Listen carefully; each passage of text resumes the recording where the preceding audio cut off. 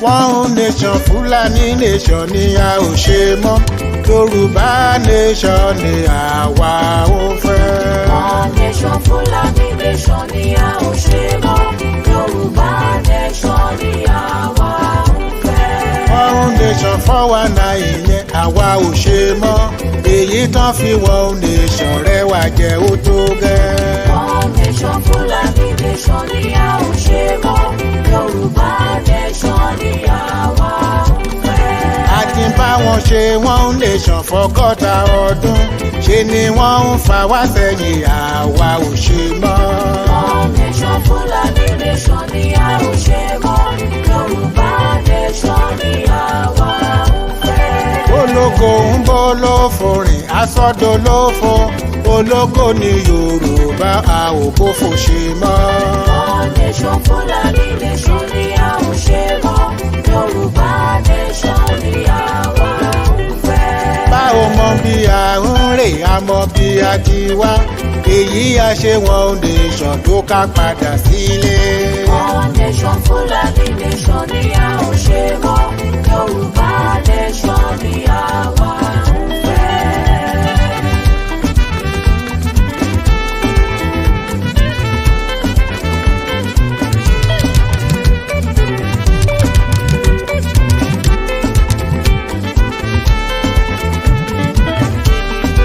Odò tí ń ṣàn tẹ̀lẹ̀ kan tó so má dágún.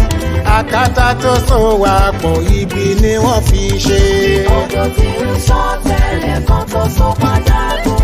Àkàtà tó so wà pọ̀ ibi ni wọ́n fi ṣe. Àṣà wa ò ṣọ̀kan, èdè wa ò ṣọ̀kan. Níṣe ni wọ́n so wà pọ̀ kan lè má rẹwà jẹ. Odò tí ń ṣàn tẹ̀lẹ̀ kan tó so padà gùn. Àkàtà tó so wà pọ̀ ibi ni wọ́n fi ṣe. Aṣọ ẹran mẹ́ran tẹran kan fẹ́ lù kan pa. Àbá tètè pín wọn níyà kẹ́mi ó tó bọ́. Odò tí ń ṣàn tẹ̀lẹ̀ kan tó so padà gùn. Àkàtà tó so wà pọ̀ ibi ni wọ́n fi ṣe. Àwa ló ń ṣiṣẹ́ owó àwọn ló ń lọ. Ìrẹ́jẹ yí papọ̀ ju àwa ò ṣe mọ́. Odò tí ń ṣàn tẹ̀lẹ̀ kan tó so padà gùn. Àkàtà tó so wà pọ̀ ibi ni wọ́n fi ṣe. Ẹni fẹ̀sìn Fúlàní lè máa bá wọn lọ. Ní tèmi àti ilé mi àti padà sílé o. Odò tí ń ṣàn tẹ̀lẹ̀ kan tó so padà gùn. Àkàtà tó so wà pọ̀ ibi ni wọ́n fi ṣe. Ó ṣe kínní, ó lulẹ̀, ó ṣe kejì, ó lulẹ̀, ó ṣe kẹta, ó lulẹ̀. A ò bá ṣubú ṣe rere àwa ò ṣe mọ́. Yorùbá nation ló kàn ẹ̀yà gbé wá. A ò bá ṣubú ṣe rere àwa ò ṣe mọ́. Yorùbá nation ló kàn ẹ̀yà gbé wá. Àtẹ̀ríba fún wọn tó wọ́n kó wa ń wọ́gbó. Oko ẹrú tó ń kó wa rè àwa ò lọ mọ́. A ò bá ṣubú ṣe rere àwa ò ṣe mọ́. Yorùbá nation ló kàn ẹ̀yà gbé wá. Àti ní wọn ní mọ̀sán wa ń mú kíkan. Lára wọn ni wọ́n mọ̀ ọ̀gbọ̀n bí ìyà ń jẹ wá. A ò bá ṣubú ṣe rere àwa ò ṣe mọ́. Yorùbá nation ló kàn ẹ̀yà gbé wá. Ilẹ̀jẹ̀ ìbò tán fi láti pé kó kú. A ò bí sórin mẹ́jà ò káyà túká. A ò bá ṣubú ṣe rere àwa ò ṣe mọ́. Yorùbá nation ló kàn ẹ̀yà gbé wá. A ò ṣe one nation mọ́ a padà sílé. Tí Yorùbá nation ìlú olómìnira. A ò bá ṣubú ṣe rere àwa ò ṣe mọ́. Yorùbá nation ló kàn ẹ̀yà gbé wá.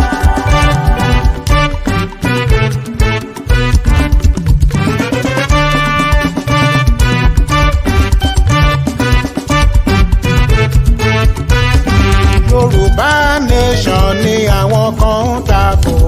Èpè a ó lẹ níjà wọn ni mélèé sọ. Tẹ bá dẹrù Fúlàní ẹ ti dáràn. Wọ́n á pa kísà sí gbogbo yín o.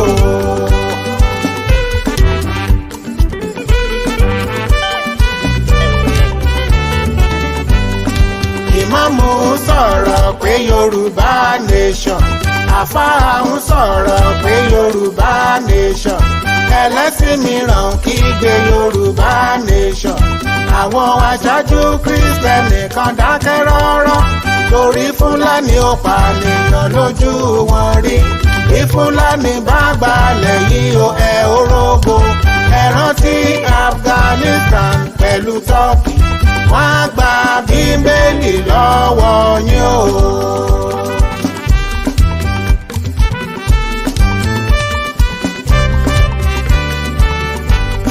Wọ́n ń pọmọ Odùduwà ṣe lọ bá wọn dákẹ́, wọ́n gbàgbé ìtàn Àfọ̀njá ní ìlú Ìlọrin.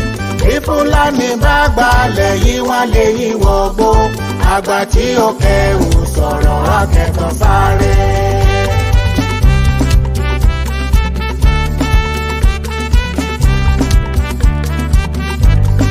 Ó ṣe kínní ó lulẹ̀, ó ṣe kejì ó lulẹ̀, ó ṣe kẹta ó lulẹ̀, Yorùbá nation ni kò ní lulẹ̀. Yorùbá nation wa kò ní lulẹ̀. Bàbá pòfẹ́sọ̀ wa Akíntóyè o kò ní lulẹ̀. Yorùbá nation wa kò ní lulẹ̀. Bàbá Adéníran owó kò máa ní lulẹ̀ o. Yorùbá nation wa kò ní lulẹ̀. Kẹ́hìndé Ìgbòho owó kò ní lulẹ̀.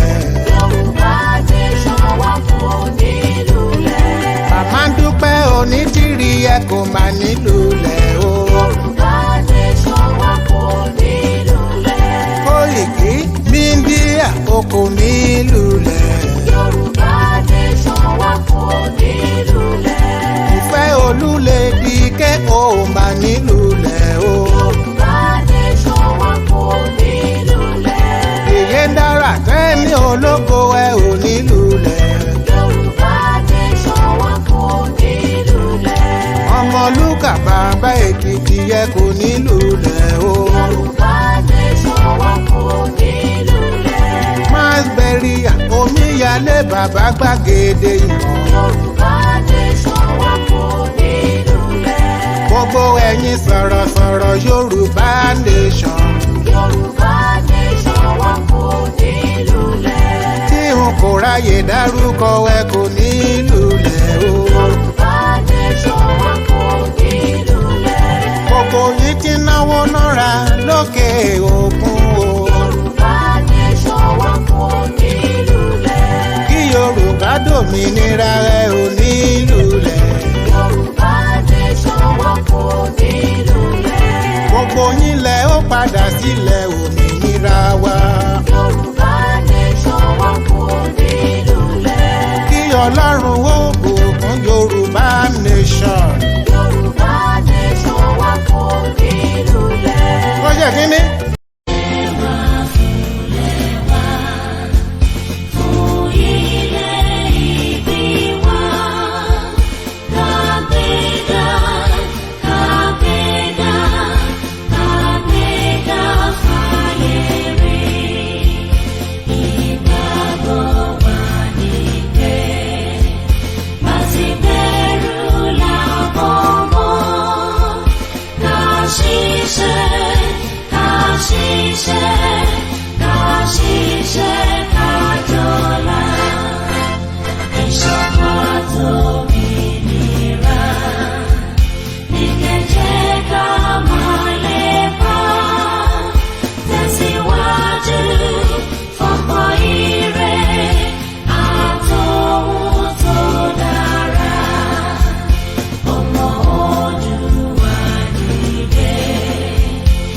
Sim,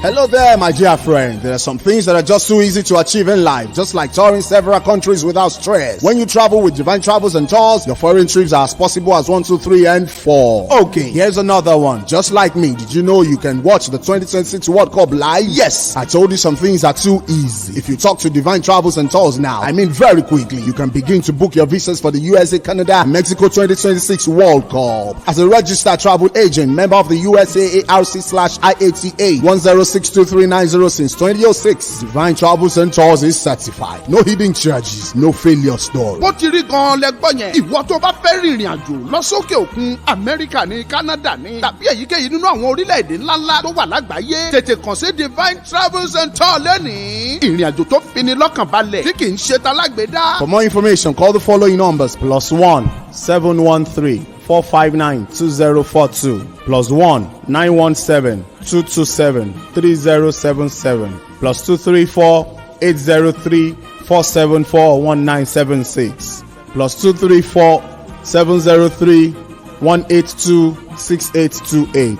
Divine Travels and Tours. Let's travel. tó mo kí yín o ẹ̀yin ojúlówó ọmọ Yorùbá, mo kí yín pé ẹ kú dédé àsìkò yìí o, ẹ kú fàájì ọ̀sẹ̀, ẹ dẹ̀ kú bó ṣe ń lọ lágbègbè tiyín. A rí àwọn orílẹ̀-èdè tó jẹ́ pé wọ́n ṣẹ̀ wà ní àárọ̀ kùtùkùtù ní, a rí àwọn orílẹ̀-èdè tó jẹ́ pé ọ̀sán gangan ni wọ́n wà, a dẹ̀ rí àwọn orílẹ̀-èdè tó jẹ́ pé wọ́n ti ń jọwọ́ àṣálẹ́. Gẹ́gẹ́ bí a ti wà lórílẹ̀-èdè Yorùbá ń bí, ẹ bá wò wá dáadáa, ẹ rí i pé aago 8 alẹ́ ló kọjá ìṣẹ́jú 13. A dúpẹ́ lọ́wọ́ gbogbo ẹ̀yin tí ẹ wà pẹ̀lú wa láti ìgbà tí a ti bẹ̀rẹ̀ ètò. A kí yín pé ẹ ṣeun gbogbo ìgbà, ẹ kú àdúrótì. Lénìí ọjọ́ ayọ̀ ńlá ló tún jẹ́ fún gbogbo wa. Bàbá wa Fatai Ogunribido wọ́n máa tó darapọ̀ mọ́ wa torí àwọn àti àwọn la fẹ́ jọ turukú ọ̀rọ̀ lónìí. Wọ́n ní bí irin bá kanrin ó di dandan kí kan ó tẹ̀ fún kan.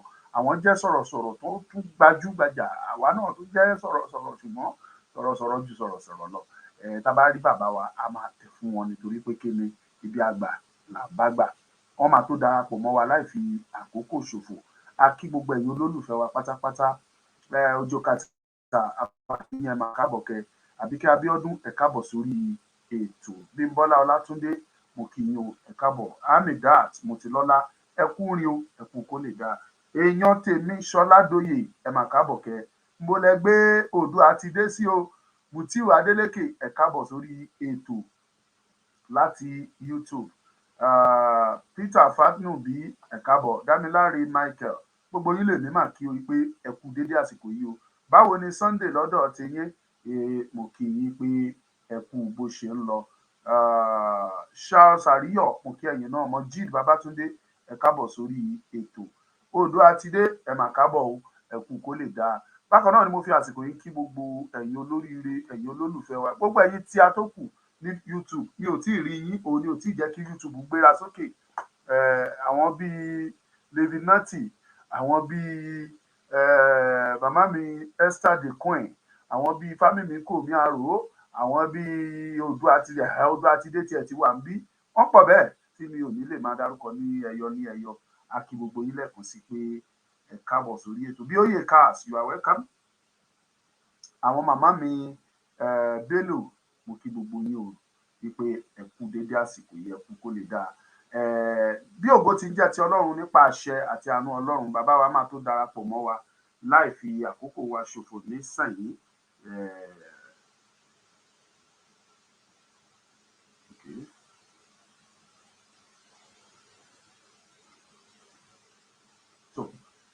Gẹ́gẹ́ bí àlàyé tí à ń ṣe fún gbogbo wa, mo ti sọ fún wa pé the mega rally tó wà lọ́nà tí ò ní pẹ́, tí ò tún ní pẹ́ mọ́, mo máa ń sọ mo ní rally ọ̀gbálẹ̀gbárawé, rally ńlá ni tó máa polongo orílẹ̀-èdè wa fún gbogbo àgbáyé. Ó ń bọ̀ láìpẹ́ láì jìnà. Ẹnu mi kọ́ lẹ ti máa gbọ́ date, ẹ máa gbọ́ date yẹn láìpẹ́. Tí date bá ti jáde, torí ọ̀fẹ́ bá wà fún àwa máa sọ ọ́. Mo dẹ̀ ti ṣàlàyé fún yín, àwọn tó jẹ́ leaders wa, wọ́n ní kóníkálukú lọ wá aṣọ funfun tí wàá lò. Lọ wá aṣọ funfun. Màmá mi Súnkànmí, ẹ ṣé mo dúpẹ́ o. mo dúpẹ́ pẹ́ òkun. Ọ̀ṣunjú Ìgbé, mo dúpẹ́ lọ́wọ́ yín. Ṣọlá Ọ̀ṣunjú Ìgbé, you are welcome. And ẹ lọ wá aṣọ bó jẹ́ vest funfun ni ẹ lò ó, bó jẹ́ agbádá funfun ló ní gbé wọ̀, anything tó bá ní lò ó. Fatai Ogunmefun, you are welcome my brother, he's one of our member. Ẹ ṣé gan, God will bless you. Ojú òní tì yín o, lágbára Ọlọ́run, ire báyìí lójú ọjọ́ rí, ire lójú yín ò mọ̀ rí o. Gbogbo ẹ̀yin tí ẹ̀ ń tì wá lẹ́yìn, tẹ́ ẹ̀ ń fún wa ní super chat, tẹ́ ẹ̀ ń fún wa ní super sticker, tẹ́ ẹ̀ ń subscribe, tó tún jẹ́ pé ẹ̀ tún sọra yín di mẹ́mbà wa.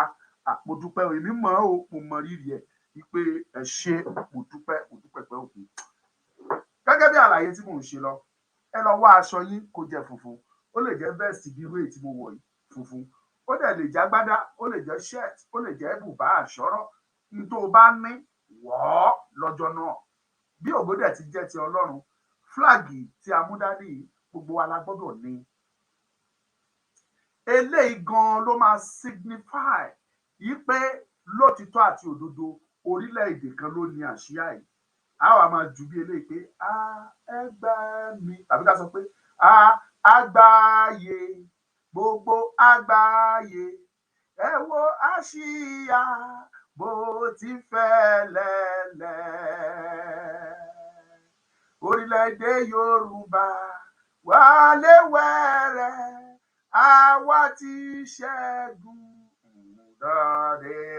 Dọ́ọ̀dì mú èmi fẹ́rẹ̀ bí tán ni Jésù wí. Dáhùn padà sọ́run pé àwa ìdòdì mú. Àsíá yà wá máa fẹ́lẹ́lẹ́ lọ́wọ́ ẹ̀, wá máa sọ pé àsíá Odùduwà ó fẹ́lẹ́lẹ́ lẹ́lẹ́ ló fẹ́. Àsíá Odùduwà ó fẹ́lẹ́lẹ́ lẹ́lẹ́ ló fẹ́. Ẹ̀yin máa rí tí màá wọ̀ ọjọ́ yẹn, flag yìí gangan ni màá fi ṣaṣọ wọ̀ ọjọ́ yẹn. Máa surprise yìí gan ni. Àbẹ́mọ̀ pọ́jọ́ ayọ̀ tèmi ni. Ọjọ́ ayọ̀ ló jẹ́ fún mi. Ọjọ́ ayọ̀, ọjọ́ ìdùnnú, ojú tiwa ti rí. Lórí ọ̀rọ̀ ìjàngbara yìí, èmi gẹ́gẹ́ bí ẹnìkan Omoluka, ojú mi ti rí. Ní tá bá sọ pé spiritually, ìyẹn ni pé nípa ìrí, káwọn èèyàn máa rí ẹ, kán dẹ̀ máa takò, kán máa sà sí ẹ, kán máa ṣe gbogbo oríṣiríṣi, kán máa ta ọfà lóríṣiríṣi, gbogbo ẹ̀ pátápátá là ń rí. Oore ọ̀fẹ́ Ọlọ́run ni mò ń jẹ. Kì í ṣagbára ni mo ní, kì í ṣe kí ni mo, kò sí kankan ju oore ọ̀fẹ́ ńlá Ọlọ́run tí mo ní lọ. Physically náà the same. Ẹ̀yin tẹ́ bá súnmọ́ ẹ béèrè. Láàárín ọdún kan, ẹ̀mẹ́rin ni mo pààrọ̀ ilé. Ọlọ́run ni, kì í ṣe èèyàn. It is God. Kì í ṣe pé bóyá agbára mi ló tó bẹ́ẹ̀. Àrọ́jọ́ tán ebi òkan, I am a person, I don't like broadcasting myself, my privacy. Àrọ́jọ́ tán wá nú ilé. Ṣùgbọ́n tọ́lọ́run fi títóbi hàn wọ́n. It is God. Ọlọ́run mọ bó ṣe ń ṣe nǹkan ẹ̀. So èmi gẹ́gẹ́ bí ẹnìkan, mo mọ ìpèníjà àti àwọn ìdojúkọ tá à ń dojúkọ. Ṣùgbọ́n kò sí ohunkóhun tí ọ̀tá lè ṣe tó lè fi borí ti Ọlọ́run. God power is the best. Ẹni tí Ọlọ́run bá pamọ́, ta ló lè dìde sí? Ó tẹ̀ wá parí ẹnu Bible, ó ní my grace is sufficient for you. Ẹ jẹ́ pé bàbá wa kan wọlé, ó yẹ kán ti darapọ̀. My grace is sufficient for you. Oore ọ̀fẹ́ mi tó fún ọ. Ó ní ọ̀rọ̀ Bíbélì yẹn sọ. Láì fi àkókò wa ṣòfò, àwọn bàbá wa ti darapọ̀. Èmi máa gbé wọn wọlé nsàn yìí torí pé kí ni bó tẹ̀ jẹ́ pé àwa la fẹ́ gbà wọ́n lálejò. Àwọn ò kì í kúkú ń ṣàlejò.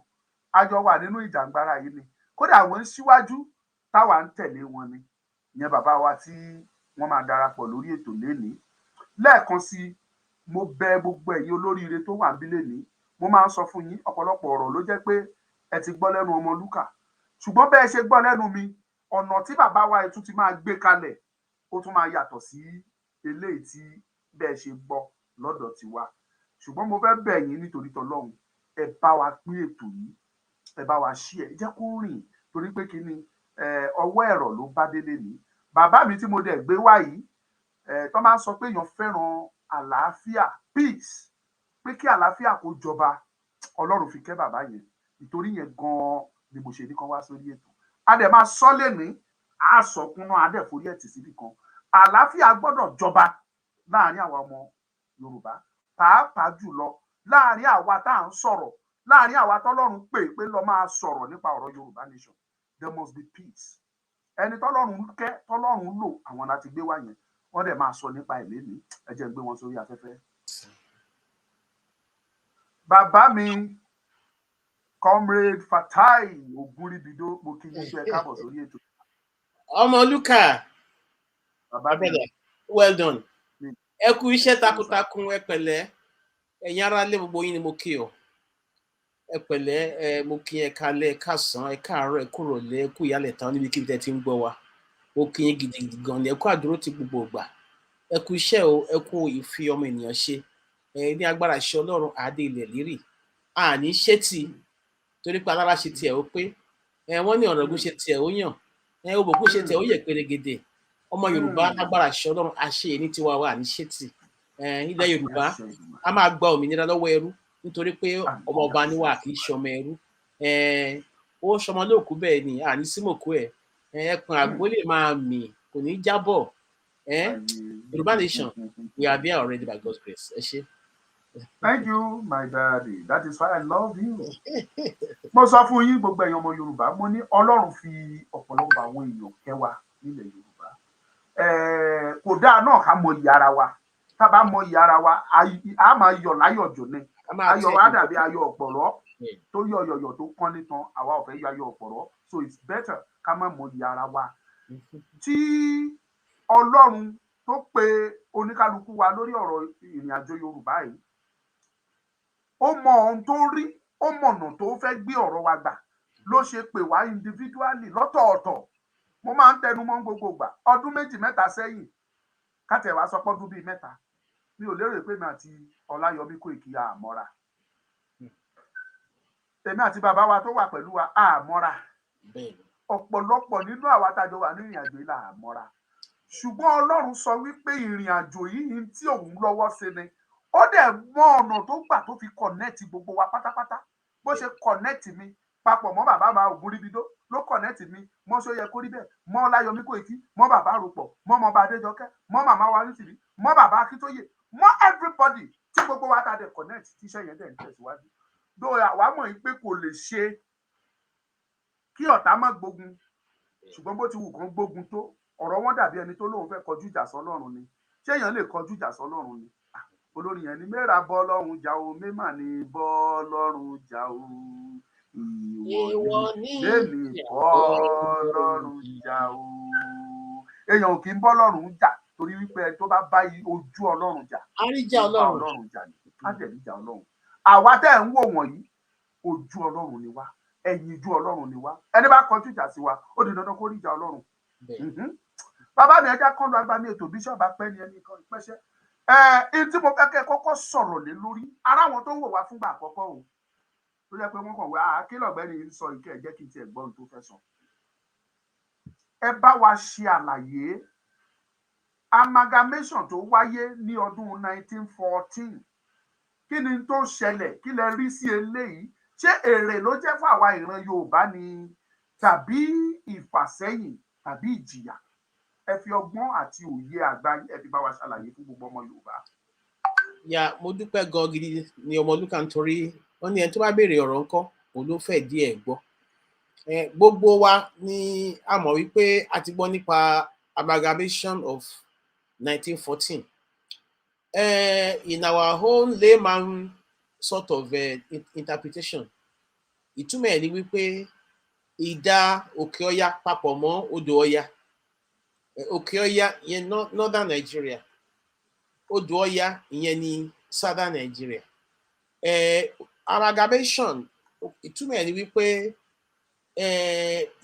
ìsopọ̀ tipátipá èyí tí àwọn British tí wọ́n ṣe tí wọ́n pè ní amalgamation of 1914. Gbogbo wa láti kà nínú ìwé ìtàn àwa tí a dẹ̀ kánú ìwé ìtàn abá àrọ́bá tí àwọn bàbá wa àwọn ẹ̀gbọ́n wa tán sọ fún wa tàbí àwọn olùkọ́ wa ní ilé ìwé tán ṣe lálàyé fún wa. Ìyẹn ni pé ìdàpọ̀ tipátipá láàrin southern Nigeria àti northern Nigeria ìyẹn náà ń pè ní amalgamation. Wọ́n dẹ̀ ní wọ́n fi ọwọ́ síwèé lórí ọ̀rọ̀ amalgamation yìí láti ṣe ìdàpọ̀ tipátipá yìí ní 1914. Ṣùgbọ́n ẹ jẹ́ kí n ṣe àlàyé ọ̀rọ̀ kan fún wa ní yékéyéké. Ṣẹ́rí kó tó di 1914 yìí ni àwọn ìgbésẹ̀ kan ti ń wáyé ní abẹ́lẹ̀ tí àwa ò mọ̀. Ní 1900 gẹ́gẹ́ bí àwọn tó tún ta bá láyé tán jẹ́ bàbá fún wa báyìí ṣe pánítàn fún wa. Wọ́n láti nǹkan bí 1900 tí àwọn òyìnbó ti wá gàba lé wa tó ti wá sọra wọn di ọba fún wa tó ti wá sọra wọn di ọlọ́run fún wa. Náà ti fi wá sí náà fi ọgbọ́n fi wá sí abẹ́ òrùlé wọn tó fi jẹ́ pé wọ́n dominate wa. So wọ́n wá níwà pé àwa là wá lójú wípé wọ́n bá wa dàpọ̀ láti là wá lójú láti mọ ibi tí àárí ilé ayé dé káwa lè rí. Àwa náà dẹ̀rẹ̀ àti ní àṣà àti wa tẹ́lẹ̀ kan tó dé. Ṣùgbọ́n gbà tó dé wọ́n tàn wá pẹ̀lú oríṣiríṣi àwọn gbogbo alágbọ́n nǹkan tó hàpù nígbà slave trade àti nǹkan kan. So wọ́n ti wá wọ̀ wá láàárín gbogbo àsìkò yìí. So wọ́n wá sọ wípé nígbà tó wá decide pé àwọn máa jọba lé wa lórí, wọn á ṣe ìjọba fún wa. Àwọn òkè ọya wà láyè tiwọn, àwa náà ta wà lódò ọya a wà láyè tiwa. Nǹkan tó wá ṣẹlẹ̀ ni wípé wọ́n ń pe máa kan ní Lord MacGregor. Ìyẹn ni wọ́n gbé wá gẹ́gẹ́ bí Governor General fún Southern Protectorate. Then Lord Lugard tí wọ́n mọ̀ lónìí tán ní òun gan ni ó ṣe òkùnfà amalgamation yìí. Ìyẹn ló wà ní northern Nigeria tó ń pè ní Northern Protectorate. So ìtàn fi yé wa wípé ní gbogbo àsìkò tí Lord MacGregor tó jẹ́ alákòóso fún odò ọya, ìbá tó bá wa ó máa fi ọmọ Yorùbá ó máa fi wá yangàn ni. Ìyangàn wípé àwọn tó ń lọ ń ṣe ìjọba ní lórí, àwọn tí wọ́n lajú, àwọn tí wọ́n ríta, àwọn tí wọ́n kàwé, àwọn tí wọ́n jáde ni. Káwá pa ti ọ̀làjú tàbí ìjáde tàbí nǹkan kan ti kápá yẹn tì. Ó wá fi yé wọn wípé kódà ìbá tó ń bá wọn nípa òwò ṣíṣe, nípa iṣẹ́ ṣíṣe, iwájú ni wọ́n wà. So gbogbo resources tí ó ń jáde ní ilẹ̀ Yorùbá ní Southern Nigeria nígbà yẹn, àwọn resources yẹn ó bá àwọn lẹ́rù pé ìlú òyìnbó gan ò rí irú ẹ̀. So MacGregor yìí ní ẹ̀ máa ń dùn ni, ó máa ń yọ̀ tó bá wọ́n ní nígbà tóun àti Lord Lugard tó bá wá sí ìlú òyìnbó láti wá fún Queen ní report, ó máa ń yan nítorí pé ó máa ń fi ilẹ̀ Yorùbá yangàn nítorí ó ti bá structure politics ń bẹ̀, ó ti rí economic value ń bẹ̀, a lot of things. So kò kí ń stress àwọn tó ń ṣiṣẹ́, owó tó fi ń tán sọ fún wọn kò ń ṣe kí á ní wọ́n rí àwọn owó yẹn nísàlẹ̀. Wọ́n wá panítàn wípé Lord Lugard ńkọ́ inú ìbànújẹ́ ló máa ń wà nítorí pé aṣálẹ̀ ni àwọn tí ó lọ jọba lé lórí. Ìyẹn ni pé gbogbo northern Nigeria yẹn wọ́n luko aṣálẹ̀ ní ilẹ̀ wọn, wọn tiẹ̀ kì í wà bí èèyàn rárá. Ó máa ń ti Lord Lugard lójú.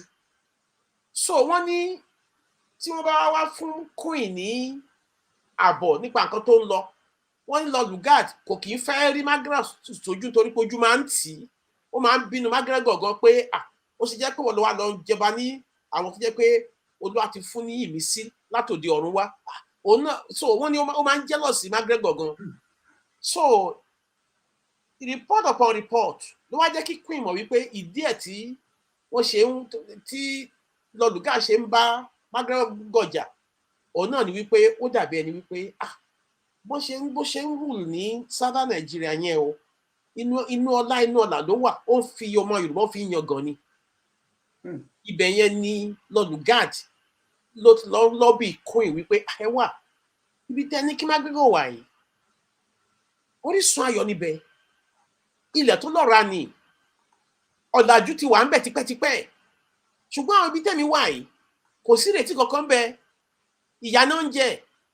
Ẹ ṣe jẹ́ ká kúkú máa fi oríṣiríṣi ká máa fọgbọ́n ọgbọ́n ká máa fi kó ọ̀rọ̀ díẹ̀díẹ̀ káwọn tó wà lókè ibi náà káwọn náà lè jẹ ọ̀rọ̀ díẹ̀. ibẹ̀ yẹn ni Lord Lugard lọ́kọ̀ ọ́fíìsì Queen bó ṣe pé McGregor àti Lord Lugard papọ̀ nìyẹn ló wá di pé wọ́n bẹ̀rẹ̀ sí wá way láti máa wá resources láti southern Nigeria tó fi maintain northern Nigeria ìyẹn ni pé gbogbo nǹkan tó happen lónìí ó ti bẹ̀rẹ̀ tipẹ́tipẹ́ tí àwọn èèyàn wá tí wọ́n ò fura so ní gbogbo àsìkò yìí Lord Lugard wá gbìyànjú system yẹn wá work out fún wọn gbogbo owó tó bá ti rí nísàlẹ̀ wọ́n máa ń pín wọ́n á kó lọ wọ́n á kó nípa ẹ̀ wá sí lóyìnbó wọ́n á kó lára ẹ̀ wọ́n fi maintain northern Nigeria ibẹ̀ yẹn náà ti wá wọ níwò wípé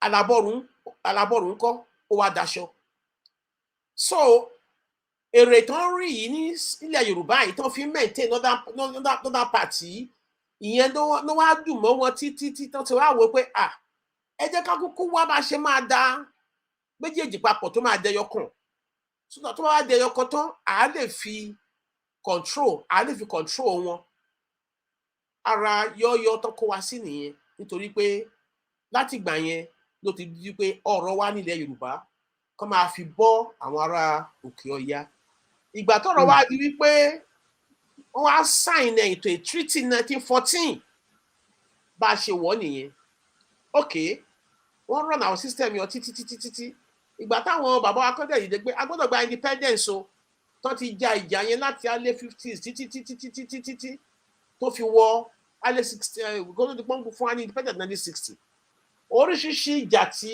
àwọn bàbá wa jà ọ̀pọ̀lọpọ̀ àwọn tó ja ìjà yìí jù àwọn Southern Protectorate ni ìyẹn náà ni gbogbo àwọn bàbá wa tá a rí lẹ́yìn tí à ń ṣe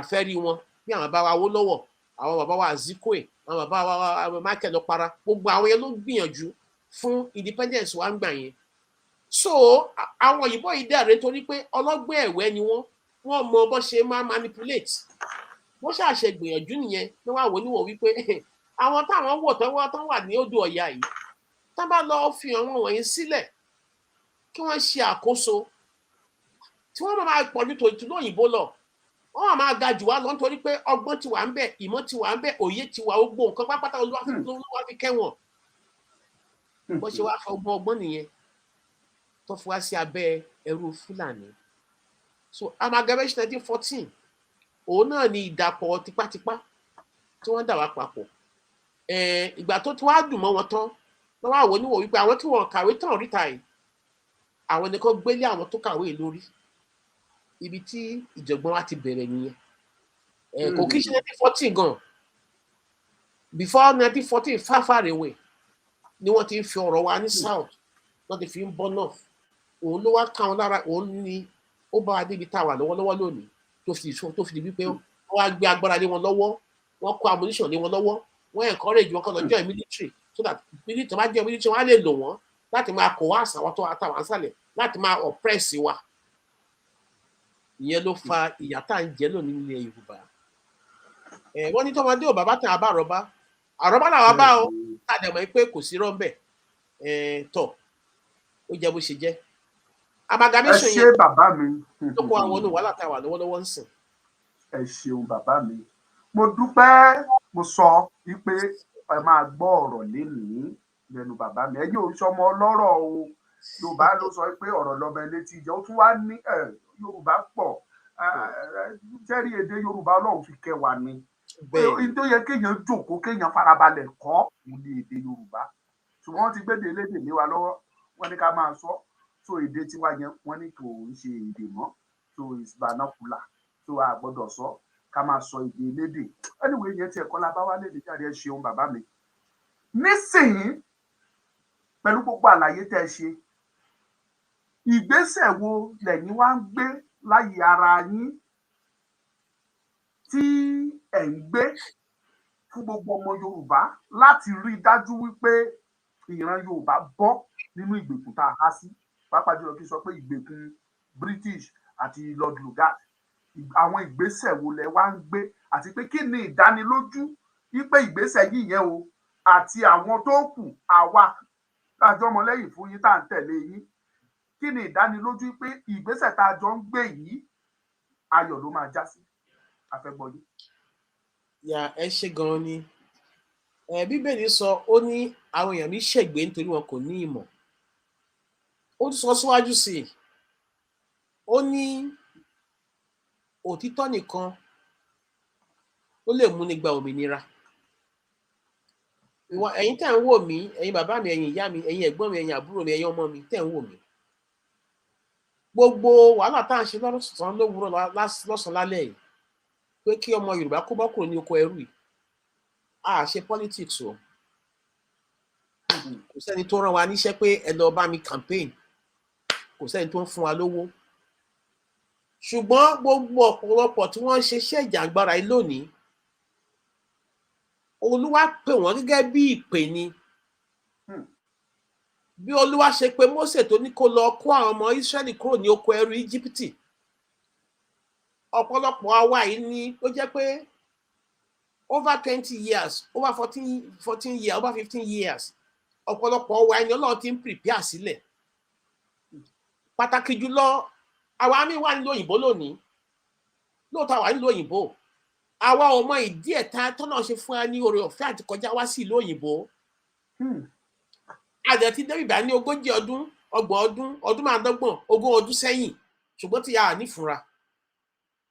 Àwọn ìpè tí Ọlọ́run fẹ́ pè wá sí wípé nígbà tásìkò bá tó fún ọmọ káàárọ̀ oòjíire láti kúrò ní oko ẹrú, ìgbésẹ̀ tí àwọn ìjọba máa gbé, ìgbésẹ̀ tó máa lágbára nítorí kó máa fi àwọn ìwá sí inú òkùnkùn ayérayé tó jẹ́ pé wọn ò ní mọ̀ nǹkan tó ń lọ. Inú òkùnkùn yẹn ni gbogbo ẹ̀yin ọmọ ìyá mi, ẹ̀yin bàbá mi, ẹ̀yin ọmọ Odùduwà, gbogbo ẹ̀yin ọmọ Ọ̀rànmíyàn, ẹ̀yin ọmọ Ọ̀rànfẹ́, inú òkùnkùn yẹn la wà ní wákàtí ọ̀wọ̀ nílẹ̀ Nàìjíríà. Inú òkùnkùn la wà nítorí pé kí ni ọ̀pọ̀lọpọ̀ àwọn information tó lè ṣe wá lóore, ọ̀pọ̀lọpọ̀ àwọn oríṣiríṣi ìròyìn tó yẹ ká máa gbọ́ láti máa fi jẹ́ láti máa build ọkàn wa nípasẹ̀ òmìnira yìí, ọ̀pọ̀lọpọ̀ information yìí ẹ rí gbọ́ rárá. Pàtàkì jùlọ gbogbo bí wọ́n ti ṣe ń pa àwọn èèyàn lóríṣiríṣi, nǹkan tẹ́yìn ń rí ní Nàìjíríà, nǹkan táwa ń rí bí ó pọ̀ ju nǹkan tẹ́yìn rí Nàìjíríà lọ. Nítorí pé ní nǹkan bí ọdún kan àbọ̀ sẹ́yìn ní ìjọba Buhari ti gbé ìwé yìí síta tó ti send letter sí gbogbo àwọn media houses wípé tí wọ́n bá lọ gbéròyìn kan tó wà against Buhari tó lè dá wàhálà sílẹ̀ tàbí nǹkan kan, wọ́n máa tì wọ́n pa ni. Ìròyìn wo ló dá wàhálà lẹ̀? Okay, wọ́n pa ọmọ Yorùbá, bóyá Punch or Tribune or any other paper gbé wípé wọ́n pa ọmọ Yorùbá. Ṣé àwọn pé by the interpretation àwọn ìjọba Buhari, ìjọba Fúlàní tí ó wà nílẹ̀ Nàìjíríà lónìí, wọ́n ti rí pé tẹ́ bá lọ gbé jáde pé pa ọmọ Yorùbá o, àwọn Yorùbá á dìde láti fẹ́ gbèjà tàbí láti fẹ́ bínú. Ìyẹn ni wípé nígbà tí nǹkan yẹn bá ṣẹlẹ̀, ẹ lè sọ òótọ́ ọbẹ̀ síta pé wọ́n pa ọmọ Yorùbá nítorí pé ẹ̀ ń bẹ̀rù ìjọba, ẹ fẹ́ kí ìjọba kó ti iléeṣẹ́ yín. Wọ́n dẹ̀ ti kó gbogbo economic resources pátápátá sí abẹ́ ìjọba tó yẹ pé ìwọ tó ò bá lọ ṣe ti ìjọba o lè rí ìgbé ayé rere gbé ní Nàìjíríà. So autocratic system ni, is a calculated conspiracy láti fi àwa tá a wà ní sani odò Ọya sí inú ìgbèkùn ayérayé. Brother mi Omoluka ń bèrè wípé kí ni ìgbésẹ̀ tá à ń gbé láti rí pé a gba òmìnira yìí. Ṣé rí gẹ́gẹ́ bí àlàyé tí mo ṣe lákọ̀ọ́kọ́, Bíbélì ní àwọn èèyàn mi ṣègbé nítorí wọn kò ní ìmọ̀. Àwọn kan ti bẹ̀rẹ̀ iṣẹ́ yìí 40 years ago, àwọn kan ti bẹ̀rẹ̀ 30, àwọn kan ti bẹ̀rẹ̀ 20, àwọn kan 10, àwọn kan 2, 3, 4, 5 years. Àwa tá à ń sọ̀rọ̀, èmi tí mo ń sọ̀rọ̀ yìí 2009 lèmi ti ń pariwo Yorùbá nation. Àwọn tó bá mọ̀ mí ní Facebook wọ́n á mọ̀ pé ọ̀pọ̀lọpọ̀ ẹ̀sìn ni mo ti ṣe ní Facebook, ọ̀pọ̀lọpọ̀ èébú lórí nǹkan bíi láti 2009, nítorí pé nǹkan tí Olúwa ti fi tó ti mú wa rí, àwa mọ̀ wípé dandan ni kílẹ̀ Yorùbá kó gba òmìnira. So ọ̀pọ̀lọpọ̀ wa náà ti ń build, náà ti ń fi ìmísí yẹn sí lára láti máa rí, láti máa sọ, wọ́n fi àwọn ìtàn wa lọ́tún lósì pé so ó ti jẹ́ ká mọ̀ pé kò sí solution kankan fún ọmọ káàárọ̀ oòjíire láti kúrò ní oko ẹrú ju pé kán bọ́ kúrò ní abẹ́ Nàìjíríà lọ. so àsìkò yẹn ti wá tó lọ́wọ́lọ́wọ́ sìn yìí kí ni nǹkan tó jẹ́ kásìkò yẹn tó ǹjẹ́ wọ́n tó ń wò mí tó ń gbọ́ mi lọ́wọ́lọ́wọ́ ǹjẹ́ o mọ̀ wípé bá a ṣe ń sọ̀rọ̀ ní wákàtí ọ̀wọ̀ yìí Nàìjíríà ò exist mọ́ as orílẹ̀-èdè ẹ lọ sí inú íńtánẹ́ẹ̀tì bẹ́ẹ̀ ṣe ń sọ̀rọ̀ yìí ẹ lọ Google ẹ̀ what is a nation a sọ fún mi wípé nǹkan tó ń pè ní orílẹ̀-èdè òun ni èdè kan àṣà kan ìwà kan ìṣe kan àti ìlú kan ìyẹn ni pé àwa ọmọ Yorùbá a ní ìdí ẹ̀ láti máa sọ wípé a belong sí Nàìjíríà torí pé Nàìjíríà kì í ṣe orílẹ̀-èdè business enterprises in Nigeria jẹ́ fún àwọn Europeans led by the British so a kì í ṣe orílẹ̀-èdè rárá so lọ́wọ́lọ́wọ́ ń sìn tí abala fẹ́ gba ilẹ̀ Yorùbá kúrò pé a fẹ́ gbára wa kúrò ní oko ẹrú láwa ara nǹkan dáadáa fún wa lóko ẹrú ni wípé àyànmọ́ wa kíkọ̀ dámọ́ wa àárí lò ìdí ẹ̀ táàdà ṣe lò ní wípé àwọn Yorùbá tí wọ́n jẹ́ ẹni tó mòye wọ́n ti fi ìwà ọmọlúàbí wọ́n ti fi inú wẹ́nu wọ́n ti jẹ́wọ́ wọ́n ti fi ìwà ọmọlúàbí wọ́n ti fi nígbàgbọ́ wípé àwọn tá à ń bá tayò yìí bínú tiwa ṣe rí nínú tí wọ́n ṣe rí ìyẹn ló wá fà á tó fi wá jẹ́ wípé ọ̀pọ̀lọpọ̀ àwọn bàbá wa tán ní oore ọ̀fẹ́ láti gbà á kúrò ní ìgbèkùn ní many years back wọ́n rò yí pé ọ̀làjú tó wọlé Yorùbá yìí ẹ má jẹ́ ká jẹ́ adánìkanjọ pọ̀ ẹ jẹ́ ká mú ká fi kàtọ́ káàkiri kánìkà pọ̀ ò jẹ́ kó yẹ níní láláì mọ̀ wípé ọwọ́ tó wá fún àwọn ẹni oúnjẹ náà máa géjẹ gbẹ̀yìn ọwọ́ tí a wá fi fún àwọn ẹni oúnjẹ ìgbà kan rí bàbá wa Awólọ́wọ̀ ló máa ń káṣọ lọ sí àwọn area kan ní middle belt tó jẹ́ pé òhò ni wọ́n ń rìn ẹ jẹ́ ká wá wọlé Nàìjíríà lónìí kí ló gbé Nàìjíríà dúró ọmọ Yorùbá ni in education in teaching in law in every aspect of life in sports and in everything wọ́n ti ẹ̀dẹ̀ wá mọ̀ gàba yẹn lé wa lórí tó ń fi àyẹn jẹ wá láti má jẹ́ ká gbérí rárá bẹ́ẹ̀ lè rí náà àwọn ọmọ Yorùbá tó wà ní Nigeria Green Eagles ìjọba yẹn wọ́n gbé agbára yẹn lé àwọn Ìgbò lọ́wọ́ conspiracy ni àwọn Fúlàní àwọn náà hold the political power sport power wọ́n gbé lé Ìgbò lọ́wọ́ òun lẹ ṣe máa rí pé most of the players wa Ìgbò ló máa ń kó sí conspiracy ara nítorí pé wọ́n ìfọwọ́sowọ́pọ̀ kan wà tó jẹ́ pé ó difficult láti understand kó ń ṣẹlẹ̀ nílẹ̀ Nàìjíríà kí ni nǹkan táwa ní gẹ́gẹ́ bí wọn káàrọ̀ òjì ẹ̀sán lè fi sọ pé a lè fi hàn gan nílẹ̀ Yorùbá gbogbo ẹ̀dẹ̀ ní gbogbo àgbáyé pátápátá ẹ lọ wo àwọn tó ń gbá bọ́ọ̀lù jù ń bẹ̀ tí ìràwọ̀ wọn yọ jù ọmọ Yorùbá ni wọ́n ṣùgbọ́n ẹ̀ẹ́dì rí wọn tó pè wọ́n sí so in every aspect of life pátápátá ni wọ́n ti sọ ilẹ̀ Yorùbá di ilẹ̀ ẹ̀gàn so ẹ wá wo àlàyé tí mò ń ṣe fún wa wípé the treaty signed which is the amalgamation treaty expired in 2014 ló ti expire àwọn òyìnbó yìí mọ̀ wípé Nàìjíríà ò sí mọ́ by the virtue of the expiration 100 years of amalgamation ó tiẹ̀ tí wá jáde lọ́wọ́lọ́wọ́ ń sìn tó ti circulate tá a ti rí document tó sọ wípé kò tiẹ̀ wá sí wípé bóyá wọ́n sign amalgamation treaty kankan so àwọn kan lọ́kàn jókòó tọ́kàn sọ kò ṣe pé nílé fọwọ́ sí ìwé kò ní pé bóyá we are bound to be part of it káàtẹ̀ wá imagine pé we are bound to be part of it 100 years ni wọ́n sọ fún wa nígbà yẹn àwọn ò mọ̀ pé 100 years ń kó máa kọ̀ọ̀lá ó máa pè ó wá pé tán àwọn tó mọ̀ ti mọ̀ àwọn tó rí ti rí wọ́n ti mọ̀ pé Nigeria is no longer in existence. Nǹkan tá à ń wò lónìí Nàìjíríà yìí ó ń ṣẹlẹ̀ torí pé Nàìjíríà ò exist mọ́.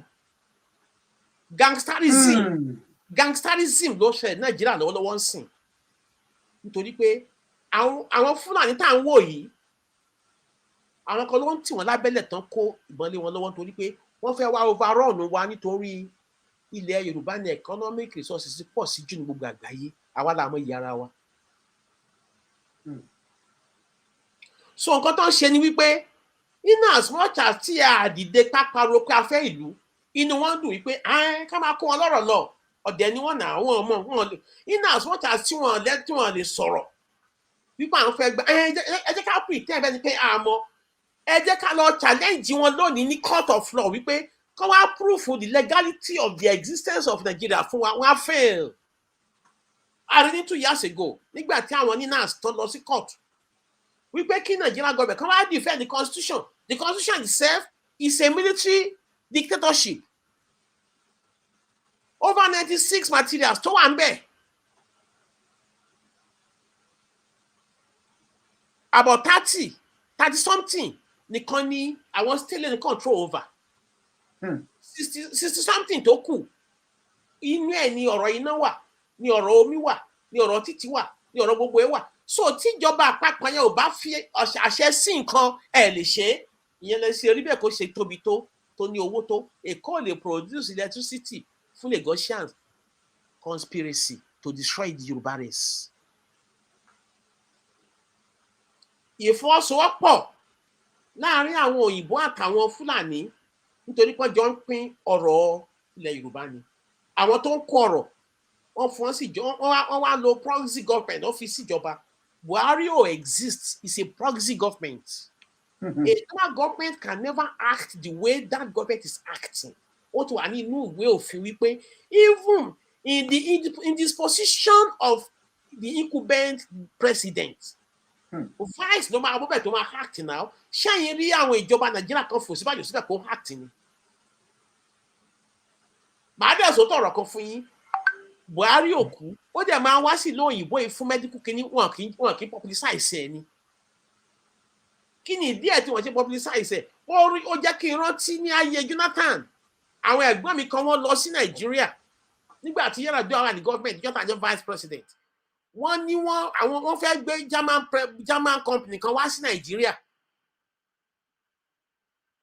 So wọ́n ti ní consultation pẹ̀lú àwọn òyìnbó yẹn àwọn òyìnbó yẹn wá ní pé kán lọ wá contact tí wọ́n lè fi gbé kínní wá sí Nàìjíríà. Àwọn ẹ̀gbọ́n yẹn wá sí kí attention Jonathan torí pé he was the vice president ẹnìkan wá connect wọn. Jonathan wá fún àwọn yẹn ní wá fún wọn ní appointment kan wá. Wọ́n dẹ̀ lọ nígbà tó ń débẹ̀ tó ṣe gbogbo àwọn àdàyé pé báyìí la fẹ́ ṣe. Jonathan wá ṣàlàyé fún wọn gbọ́dọ̀ Jonathan kan náà and I think this was around 2009 2010. He was the vice president then. Ó wá sọ fún wọn wípé ìwà tó ń wà mí báyìí o. Ibi tó ń fi hùn sí newspaper ló máa ń kà ń bẹ̀ o. Ó ní tí media attaché sí Jonathan gan bá ń bọ̀ láyé sí Yar'Adua láyé ìgbà yẹn as president. Ó ní tí press attaché bá ń bọ̀ òun ló máa ń yà fún kó kọjá. Ó ní newspaper ló máa ń kà nínú ọ́fíìsì. Ó ní sọ ẹ̀yin tẹ́ wá òun really appreciate yín pé ẹ wá nǹkan tẹ̀lé gbé wá nǹkan tó máa dá ṣùgbọ́n ibi tó ń wá òun ò lẹ́nu ọ̀rọ̀ ẹ má bínú sí wọn o. Bóyá tó bá lọ́wọ́ ọjọ́ iwájú o tí oore ọ̀fẹ́ ẹ bá wà o òun á fún yín ní attention láti gbé ìgbésẹ̀ ṣùgbọ́n lọ́wọ́lọ́wọ́ ń sìn ó ní newspaper nìkan lòun máa ń kà ní ibi tó ń jókòó sí gbogbo nǹkan tó ń lọ òun ò mọ̀ tó ń bá bọ́ síta ń sìn Haúsá náà sọ òun ò gbọ́ kankan nínú nǹkan tó ń sọ ní presidency. Tẹ́lẹ̀bọ́dí bá tẹ̀lé wá ń bọ̀ tó bá fẹ́ ṣe àwọn àlàyé ọ̀rọ̀ òun ló máa tẹ̀ fún àwọn ọmọláyé láti bá sọ̀rọ̀. So ẹrú ni Jonathan ń ṣe the same position tí Jonathan wà ń gbà yẹn òun ni Ọ̀ṣínbàjò wà títí wákàtí ọ̀wọ̀ láti gbà tí Nàìjíríà ti wà nítorí pé Buhari ń travel fún medical service tí wọn kì í publicize ẹ̀ ṣùgbọ́n nítorí pé wọn ò fẹ́ kí Ọ̀ṣínbàjò wọn ò fẹ́ kó take over tool of leadership. So they have to find a way to block anything ẹ wo ìgbà kan tí Buhari lọ fún medical kìíní tán ní kí Ọ̀ṣínbàjò bọ́ bẹ̀ tí wọ́n DSS top officer tó misbehave tí Ọ̀ṣínbàjò tó yọ gbàrà tí Buhari dé kí ló ṣe ẹni tí Ọ̀ṣínbàjò fi bẹ̀ ó yọ ó fi ẹni tí Ọ̀ṣínbàjò sack ó dá padà bẹ̀ so ẹni ọ̀rọ̀ owó ni wọ́n mọ́kàrọ̀ òjìire ní tó ń sọ pé òun support APC government wọ́n play lórí intelligence yìí ni nítorí pé tí ẹ bá lọ ṣe mistake pé ẹ vote 2023 is going to signal a new amalgamation treaty tá máa kì í bọ̀ tó yẹ pé títa ayérayé ọmọ káàárọ̀ òjìire àní bọ́kọ̀ onígbèkùn mọ́. This is our hour láti gba òmìnira nítorí pé Nàìjíríà ò exist mọ́ gangsterism ló rùn Nàìjíríà lọ́wọ́lọ́wọ́ gangsters ni wọ́n and it is deliberate. Màá sọ̀rọ̀ kan fún yín. Wọ́n pe arákùnrin kan ní tẹ bá rò pé gbogbo nǹkan tó ń ṣẹlẹ̀ yìí wípé àwọn bandit kan náà wọlé irọ́ ni wọ́n ń pa èké ni wọ́n ń ṣe irọ́ ni wọ́n ń pa èké ni wọ́n ń ṣe onírọ́ ni wọ́n lórí irọ́ ni. Àwọn ajagunta mercenaries ni wọ́n kó wọlé. Ní 2018 one American advisor to the American an advisor to the American government ní ayé Bill Clinton ó ta gbogbo àgbáyé lólobó kan ó ló ń pe President Donald Trump òun pàrọwà fún kó jọ̀ọ́ kó pe gbogbo àwọn members of American Congress kó dẹ̀ pé gbogbo àwọn alágbára lágbàáyé láwọn head of state wọ́n jọ kan papọ̀ láti ṣe ìpàdé wípé nǹkan tó fẹ́ ṣẹlẹ̀ ní Nàìjíríà kó má ṣe ṣẹlẹ̀ o nítorí pé Nigeria is about to be taken down. Fídíò yẹn máa sọ sí yín kẹ́ wò Nigeria is about to be taken down. Now, only this state, only that country, the largest country in entire Africa, is about to witness a catastrophic disaster. I'm using his words that will be unimaginable in the history of humanity. Ó dẹ̀ ṣàlàyé wípé gbogbo nǹkan tó ń sọ yìí ṣé àwọn European ṣe ń pariwo pé àwọn ṣe wàhálà refugee ó ní kékeré nǹkan tó ń happen sí máa jẹ́ nígbà tí wàhálà ìbádé torí pé nígbà tí nǹkan tó fẹ́ happen náà tó bá jábọ́ tán àwọn European á sún ọ wípé wọ́n wá tó bẹ́ẹ̀ nítorí influx of refugees àti àwọn tó máa kú lórí ọ̀rọ̀ yìí and that was 2018. Àlàyé ọ̀rọ̀ mi fún yín ni wípé right from day one ever before láti ìgbà tá a di gba independence ní Yorùbá ti wà ní abẹ́ ìgbèkùn náà ti ń conspire bó ṣe máa destroy ilẹ̀ Yorùbá táwọn ọ̀dẹ̀ fúnra. Òun lẹ ṣe máa ń gbọ́ that acronym wípé born to rule wípé we are born kí àwọn northerners sọ pé they are born to rule kò dẹ̀ sí nǹkan tí a máa ṣe wọ́n máa manipulate ara wọn àdẹ̀mọ́ gbà yẹn wípé as Niger Republic o as northern Nigeria kò sí difference ọ̀pọ̀lọpọ̀ àwọn kan náà ń gbé wá náà ní àwọn òyìnbó yẹn wá enforce lé wa lórí òun lẹ ṣe máa ń gbọ́ bá àwọn Abacha gan kì í ṣe Nigerian Àtíkù kì í ṣe Nigerian they brought this alien to come and lord over us ní Nigeria torí pé ó ní nǹkan tó ń lò wọ́n fún táwọn ọ̀dẹ̀ fura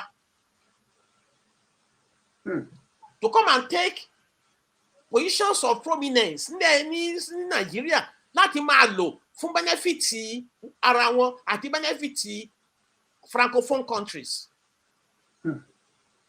Òun lẹ ṣe rí ọ̀pọ̀lọpọ̀ nǹkan tó ń ṣẹlẹ̀ tó fi jẹ́ wípé àwọn Europeans yìí àwọn ni wọ́n fi àwọn proxy government síbẹ̀ tí wọ́n wá ń fi oríṣiríṣi ọ̀nà láti máa lùtù wa. So mo ṣàlàyé fún yín wípé Nigeria does not exist anymore. Ó yé wọn wọ́n mọ̀ but ó dùn mọ́ wọn náà ẹ̀yin ni oyin tí wọ́n ń lá ẹ̀yin ni omi tí wọ́n ń mu ẹ̀jẹ̀ yín náà fi ń ṣayé gbogbo ayé tó yẹ kẹ́ máa jẹ pátápátá àwọn ni wọ́n ń jẹ wọ́n wá yan àwọn ọmọ àlè àtàwọn ọmọ elébi àti ọmọ àlẹ́bí, wọ́n wá gbé agbára lé àwọn yẹn lọ́wọ́ kó jẹ́ pé àwọn yẹn làwọn bá sọdọ̀ lọ́rùn. Òun lè ṣe lọ́pọ̀lọpọ̀. Tẹ́ bá rí gbogbo àwọn House of Reps member, àwọn senators, àwọn governors, ẹrú náà tà yín sí owó, gbogbo owó tán lọ ń gbà l'Abuja, owó ẹrú yín ni wọ́n ń gbà. It's like a repackaged slavery enslavement. Pé ọmọ náà làárọ̀ síná, ẹ jẹ́ ká gbé agbára lé àwọn ọ̀dẹ́ wọn lọ́wọ́ kó jẹ́ pé àwọn náà máa take prominence over others. So tá a bá sọ fún ẹ pé ẹ jẹ́ ká papọ̀ ní ìṣọ̀kan ká gba òmìnira ká lè bọ́ kúrò ní oko ẹrú yìí, tí a bá gba òmìnira yìí ó ti parí nìyẹn, torí pé ẹ wo nǹkan tí Frank Gaffney sọ láti year 2018, 1 year after, nígbà tí Buhari wá win second term tán, ó wá bẹ̀rẹ̀ sí ní kó àwọn ajagunta wọlé wá sílẹ̀ Yorùbá.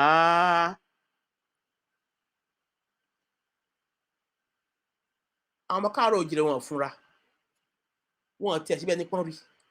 Àwọn kan ní pé crisis tó wà ní north òun náà ṣe ń wà kìnnìkan, whereas they are bringing in àwọn ajagunta láti Libya, láti Niger Republic, láti Chad, láti Mali. Wọ́n wá ń concentrate wọn torí pé the plan is to come and exterminate we the Yoruba people. Wọ́n fẹ́ gba ilẹ̀ wa. Lóòótọ́ a lè máa sọ nísọ wípé àwọn Fúlàní Kútùmádà Fódì ó sọ̀rọ̀ kó ṣe kan.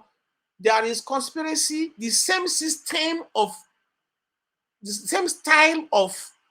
takeover ní Fúlàní àtàwọn òyìnbó. Àwọn Fúlàní ò lè dá nǹkan ṣe tí ó bá já àwọn òyìnbó tó wà nísàlẹ̀ wọn tán tì wọ́n.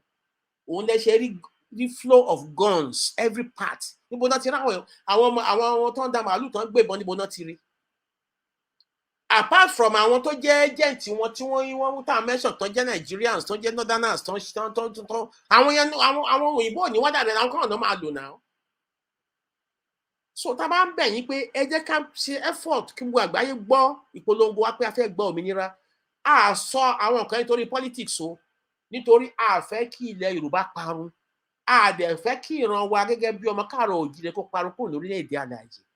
Inú ìparun yìí láti wọ̀ lọ́wọ́lọ́wọ́ sí, nítorí pé ìjọba Buhari gbogbo nǹkan tó ń ṣe pátápátá, bó ṣe máa ra iye wa, tó máa lo àwọn ọmọ ìyá wa against wa, òun lè ṣe rí tán Tinubu, òun lè ṣe rí tán gbogbo àwọn the so-called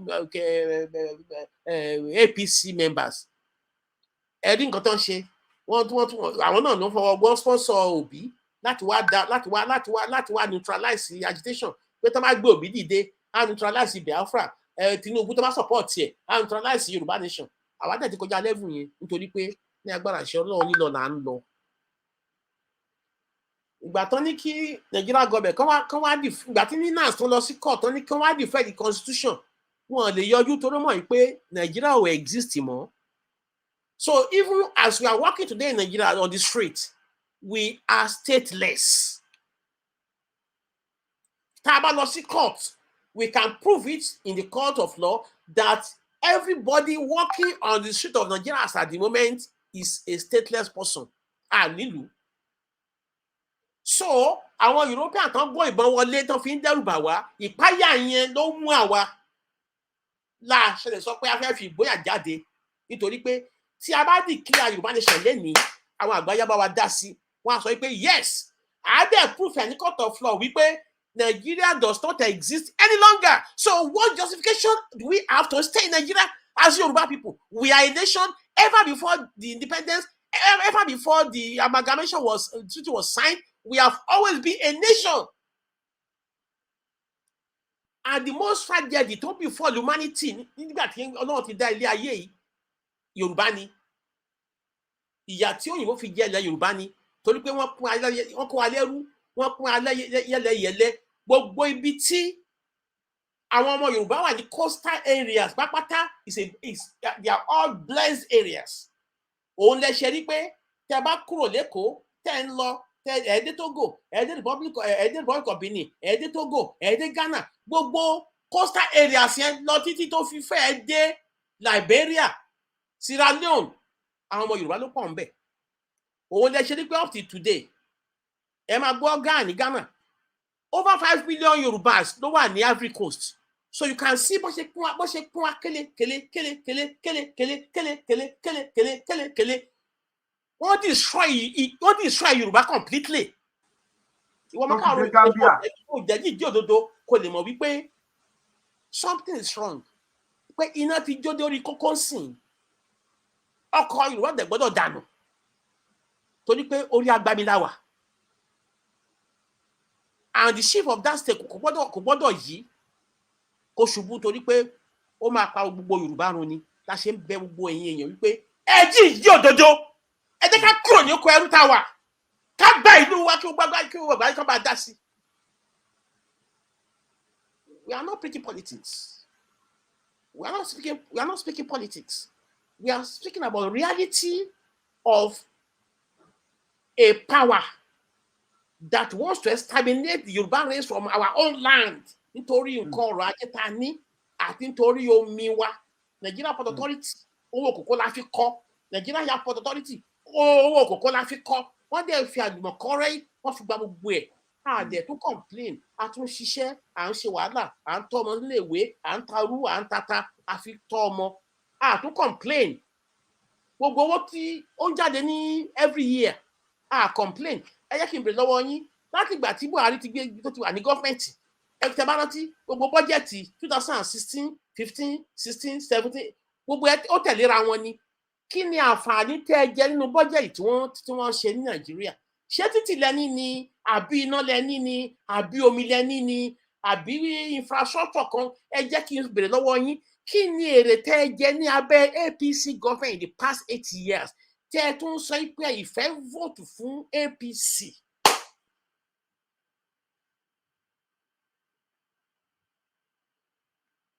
Tó wá pèèyàn ní àbí fún àràrá pa ìfún ẹ̀ mọ́. Tí àwọn Fúlàní máa ṣe wá níṣekúṣe kò ń ṣẹ̀bi wọn nítorí pé a ti tara lọ́pọ̀ fún wọn. Àṣọ ara wa bẹ́ẹ̀ ni pé a wà intelligent mọ́. Àwa dẹ̀ alákàwé ju gbogbo àgbáyé. Ẹ lọ sí Amẹ́ríkà wá sọ fún yín wípé the most educated people in America today are Nigerians. Who are these Nigerians? Yorubas and Igbos, of course.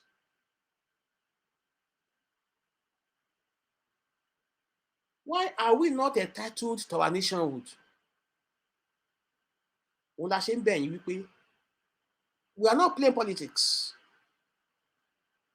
Bàbá wa Akíntóyè is not playing politics. Ìyàwó Onítìrí, she's not playing politics. Sunday Igboho is not playing politics. Gbogbo àwọn àrò mẹ́ta yìí tí wọ́n gbé wa dúró yìí pé ká kúrò nínú ìjàngbọ̀n Nàìjíríà tó ń pè ní ìyà tó ní Àjíríyà yìí. Àjíàríyà ni. Olúwa gbé wọn dìde ni. Bó ṣe gbé Mósè dìde pé lọ kó àwọn èèyàn jáde kúrò nínú ogun Fáráò pé jẹ́ kí àwọn èèyàn tèmi kí ó lọ. That is what is happening. Ẹ̀bẹ̀ là ń bẹ̀ yín èèyàn. Ẹ jí ìjí òdodo nítorí pé a stitch in time saves 9. Tí ẹ bá lọ condescend to a level tẹ́ fi rò pé election kan ń bọ̀, politicians ẹgbẹ́ kí mi lọ́wọ́ yín. Ṣé the same set of criminals tó ti fi ń ṣerú náà lè tẹ̀lé? Ṣé wọ́n ní kẹ́yìn wá jìyà láyé ni? Ẹ jẹ́ ká rọrí náà. Ẹ̀bẹ̀ mo ń bẹ̀ yín. Tó bá rà àwọn èèyàn wọ́n ṣe agitation, wọ́n ń ṣépè, wọ́n ń ṣe gbá, wọ́n ń ṣẹ̀yìn, kìnnìkan. Ṣé yẹn là ń sọ ni? Àwọn tó ń ṣépè ara ló ń ta wọ́n náà. Ìwọ tó bá wà ìpèpè ò lè mú ẹ náà. Kí ló kẹ́ nípa pọ́n ṣépè? A ní kó gba òmìnira kó lè ní fọkànbalẹ̀. Ó lọ ń kú sí church. Kò sígbà tá àmọ́ Ọlọ́run náà. Gbogbo ọmọ Yorùbá pátápátá ló mọ Ọlọ́run. Ìmọ̀le, ìgbàgbọ́, ìṣẹ̀ṣe. A máa ń sin Ọlọ́run ni pé a mọ̀ pé òun ló dá wa. Òun ló ṣẹ̀dá wa. A máa ń sin gidi ni. So nobody can teach us how di àtàárọ̀ kùtùkùtù church, ọ̀sán gangan church, alẹ́ church. Ọlọ́run wá gba àdúrà wa. Ó wá ní ká lọ gbé ìgbésẹ̀ pé àdúrà ti gbà. Ìgbésẹ̀ a máa gbé láti bọ́ kúrò ní oko ẹrú. Ìwọ tó ríṣẹ́ ṣe, ìwọ tó rọ́kọ ní, ìwọ tó wà 50 tẹ́pẹ́lẹ̀ báyìí ló ṣì ń gbé, tó lè ra mọ́gẹ̀ tàbí tó lè kọ́lé pé àdúrà yín ti gbà. Ìgbésẹ̀ ní kẹ́ lọ gbé ká wá lọ bọ́ sínú òmìnira. so kàkà ọ̀rọ̀ yín dàbí ẹni tó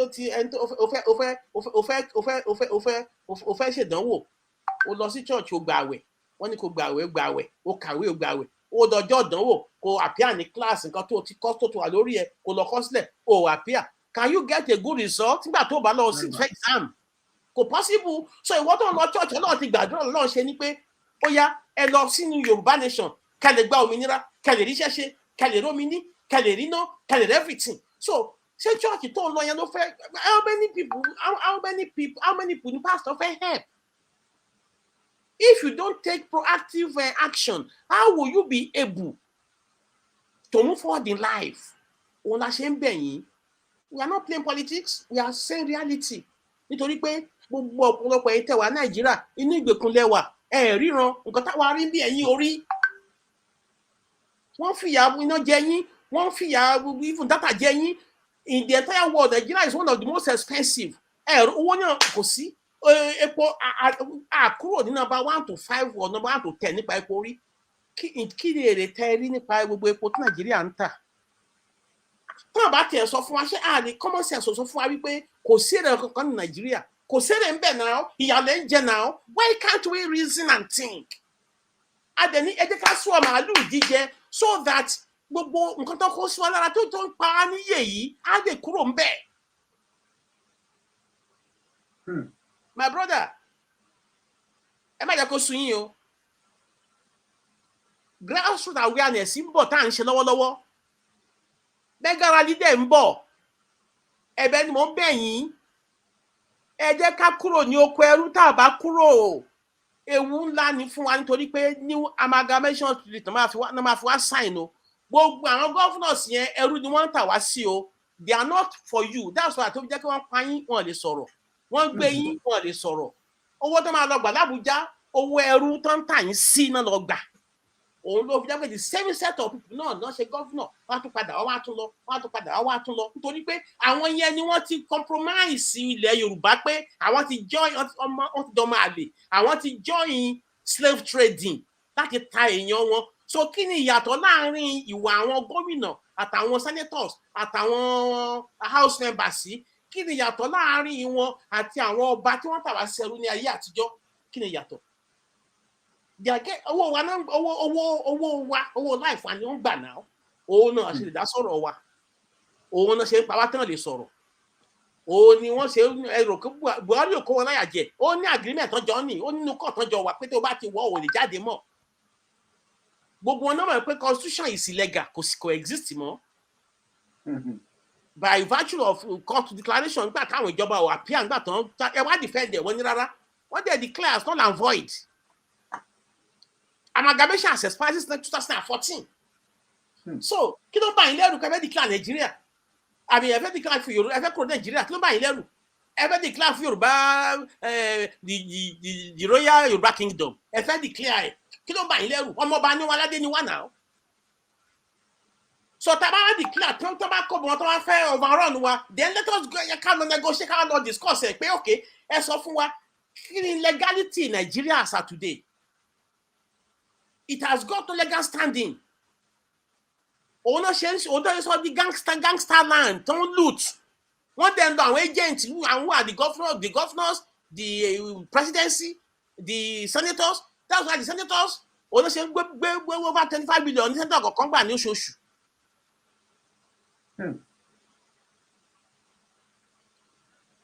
Our destiny is in our hands.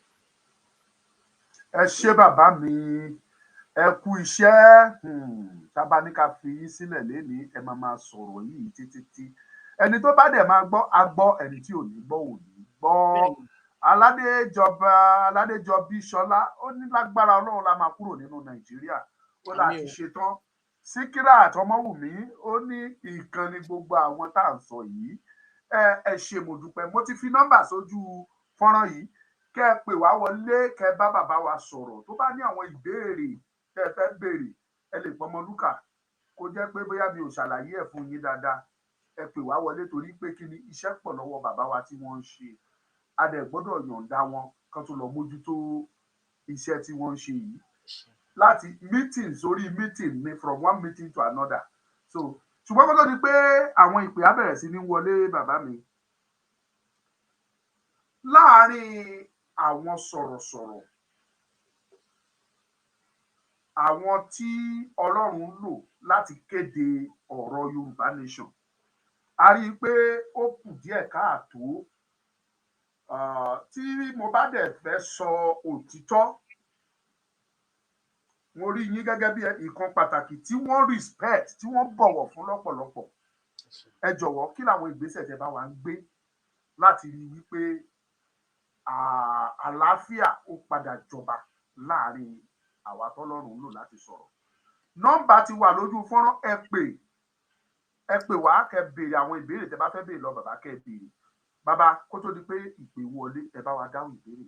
ìyá mo dúpẹ́ gidigidi ẹ ṣé gan ni brọ́dà mi ṣe rí Yorùbá bọ̀ wọ́n ní tí a bá rí gún àá fi òdìdẹ̀ ṣẹbọ gẹ́gẹ́ bí àlàyé tí mo ṣe earlier on tẹ́ bá wo Nàìjíríà lónìí àwọn ọmọ káàárọ̀ oòjíire la dominate media for a very long time. More than 70% of the power that Nigeria has today in the media belongs to the Yorubas. Most of the popular newspapers, television stations, àwọn ọmọ káàárọ̀ oòjíire àwa la ní Nàìjíríà. Ǹjẹ́ àwa lè sọ pé gbogbo àwọn journalists àtàwọn tí wọ́n jẹ́ mega media mogul yìí ǹjẹ́ a lè sọ wípé wọn ò mọ nǹkan tó wà pù sí ìran wọn bí? Wọn ò ṣàìmọ̀.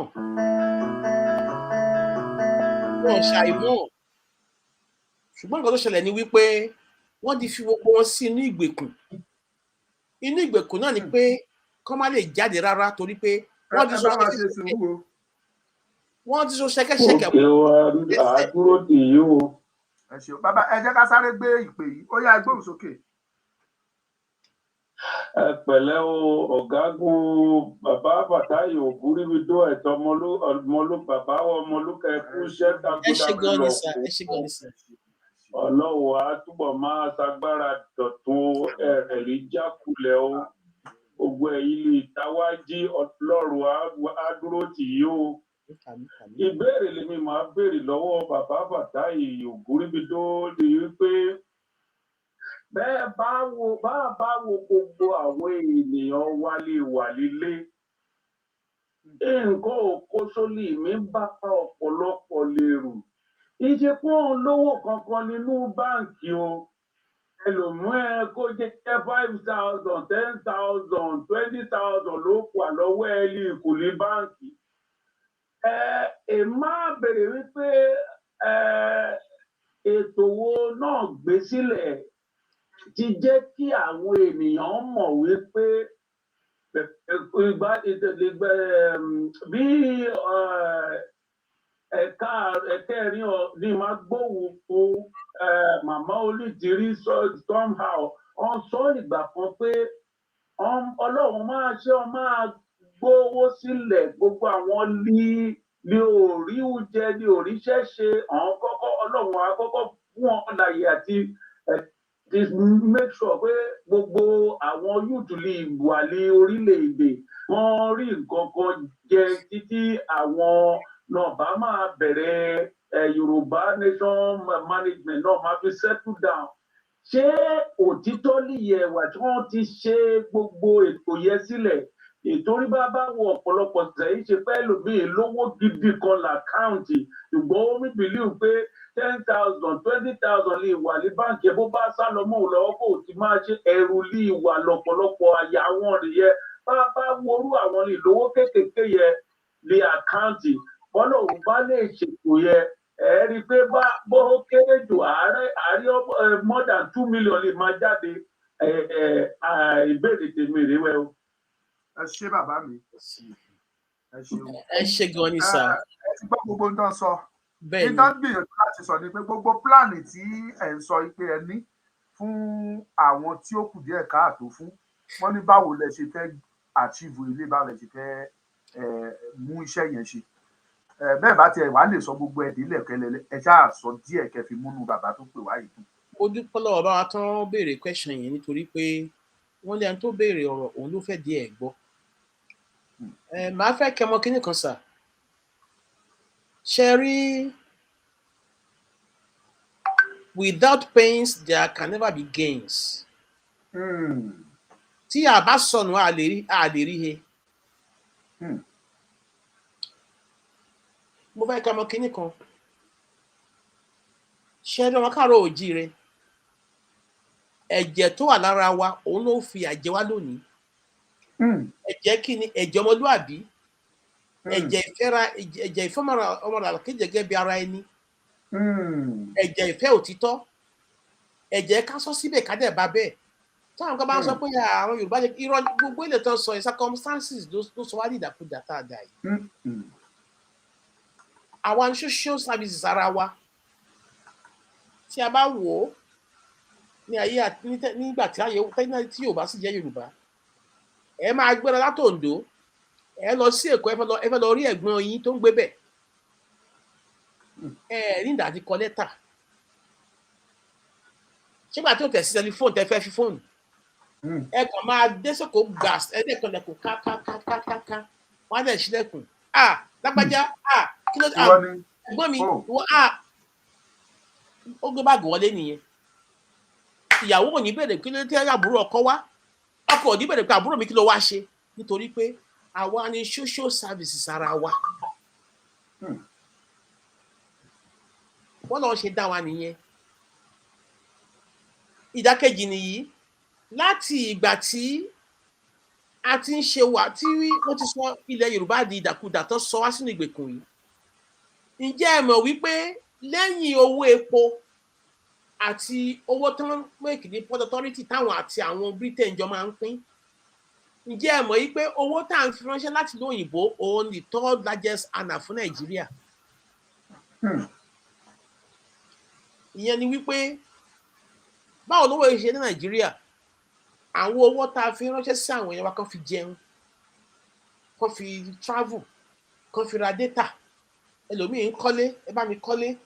Àwọn owó yìí they are in billions. So tó bá sọ pé Nigerians in diaspora, who are Nigerians in diaspora? Ògo Yorùbá ni Nàìjíríà fi ń ṣayé náà. Àtògo Ìgbò díẹ̀. Gbogbo Nigerians in diaspora tá à ń sọ lónìí, àwọn ọmọ Yorùbá ni lápọ̀jù, àwa ni. Fúlàní wo lẹ rí nílò òyìnbó? Haúsá wo lẹ rí nílò òyìnbó? Kò sí. So tí a bá wá ń ṣe àwọn àlàyé pé a fẹ́ kúrò nínú ìgbèkùn, àǹfààní wo ló jẹ́ fún ìwọ ọmọ káàárọ̀ oòjíire tó jèrè gbogbo ayé yìí tó wá fẹ́ sọ ìran ẹnu? Ìyẹn ni pé àwa tí à ń sọ̀rọ̀ yìí, a mọ ìgbésẹ̀ tó ń lọ ní abẹ́lẹ̀ nípa bí a ṣe máa gbìyànjú láti má jẹ́ kí ìyà jẹ àwọn èèyàn wa nígbà tó fẹ́ ṣe. Nítorí gbogbo alámọ̀ yìí pé for the first 6 months tó máa ṣe declaration yẹn, ọ̀pọ̀lọpọ̀ nǹkan ló máa scatter nítorí pé àì máa jókòó tá a máa negotiate bó ní ká kú ṣe máa lo ìrìn àjò ayé ẹ̀. Gbogbo àwọn ọmọ káàárọ̀ oòjíire tá a wà nílùú òyìnbó pátápátá ni wọ́n fi orí sọ orí láti sọ pé nígbà tí wàhálà yìí bá dé, gbogbo wa ẹni tó máa káṣọ wọlé, ẹni tó máa àwọn tó máa lọ gba oríṣiríṣi nǹkan tó máa fi kó oúnjẹ, gbogbo ẹ̀ pátápátá wọ́n ṣe ní abẹ́lẹ̀. Wọ́n dẹ̀ máa bọ́ sí fún wa nítorí pé gbogbo alámọ̀ nǹkan tẹ́ ẹ máa go through nígbà tó bá dé. Ṣùgbọ́n ìyà oṣù 6 yẹn péré ni. Lẹ́yìn yẹn gbogbo nǹkan tó wà ní òyìnbó kí ló wà ní òyìnbó? Kò sí nǹkan kan ní òyìnbó náà. Lẹ́yìn iná tó wà tó jẹ́ káwọn èèyàn rí ní 24 hours. Àtóúnjẹ tó cheap. Nǹkan tẹ́ ẹ ṣe àwọn èèyàn tó ń dán nìyẹn kó ṣe pé ó wà. Tẹ́ bá rẹ̀ tó fi tọ́rọ́kọ̀bọ̀ ránṣẹ́ inú ìyà náà ti ń fi ránṣẹ́.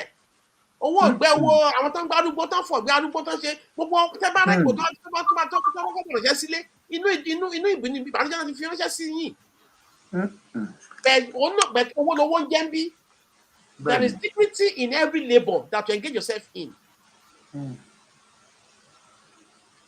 Ọmọ káàárọ̀ oòjíire wà ní dúró kíyàwó á jẹ àwọn ọmọ Yorùbá tó gún bá ṣẹlẹ̀. Gbogbo ọ̀nà tó máa gbà láti bí ṣọ̀pún àwọn èèyàn nítorí kí tán bá lè máa ṣe lọ́wọ́lọ́wọ́ tó pé ọ̀pọ̀lọpọ̀ àwọn téèyàn ò mọ̀ rí ló máa ń sọ pé ebi ń pa mí àtúwáwó àtúfọṣẹ àwọn orí àmọ́ tó ṣu wọn rárá. Ẹ wá imagine tí wàhálà ẹ̀ bá máa ṣẹlẹ̀ gbogbo ẹ̀ pátápátá la ọmọ káàárọ̀ oòjíire omi àánú ni wọ́n fi bí wa, omi ìfẹ́ ni wọ́n fi bí wa. Gbogbo ìdákúdà tá a dà lónìí nítorí deprivation, subjugation, nítorí intimidation and suppression ló jẹ́ ká wà nípò tá a wà a kì í ṣe ẹni tó ń dájú ọmọlàkejì wa àìkí ń dájú ọmọlàkejì yìí òun ló á kóyà jẹ wá lónìí mo ṣe mọ̀ wípé Ọlọ́run máa jà fún wa níbi tí nígbà tọ́rọ̀ ilẹ̀ Yorùbá bá máa bọ́ sí tán ọ̀rọ̀ ọmọ Yorùbá sì máa wà nínú Bíbélì ọjọ́ iwájú nípa pé Ọlọ́run jà fún àwọn ìran kan ó máa rí bẹ́ẹ̀. ẹ ṣé bàbá mi. ẹ má bẹ̀rù tásìkò bá tó ìyà ò lè jẹ yín gbé èèyàn mọ́ káàárọ̀ òjíire ebi ò ní pa yín. ọ̀rọ̀ lẹ́gbọ́n yẹn ebi ò lè pa wá ìyà ò lè jẹ wá. gbogbo àwọn káàárọ̀ òjíire tá à ń ṣe lóyìnbó yìí ṣé ẹ rò pé àwọn apanu síbí owó tá a ní síbí kí ni àǹfààní ẹ̀ ẹni tó níbí náà gán gbé dìde pé rárá ó yá ẹ kó oúnjẹ lọ sí iléyá ilé sọ yìí. a ní iléyá ọdún mọ̀lẹ́ mò ń lọ lù ìyà ò lè jọmọ káàárọ̀ òjíire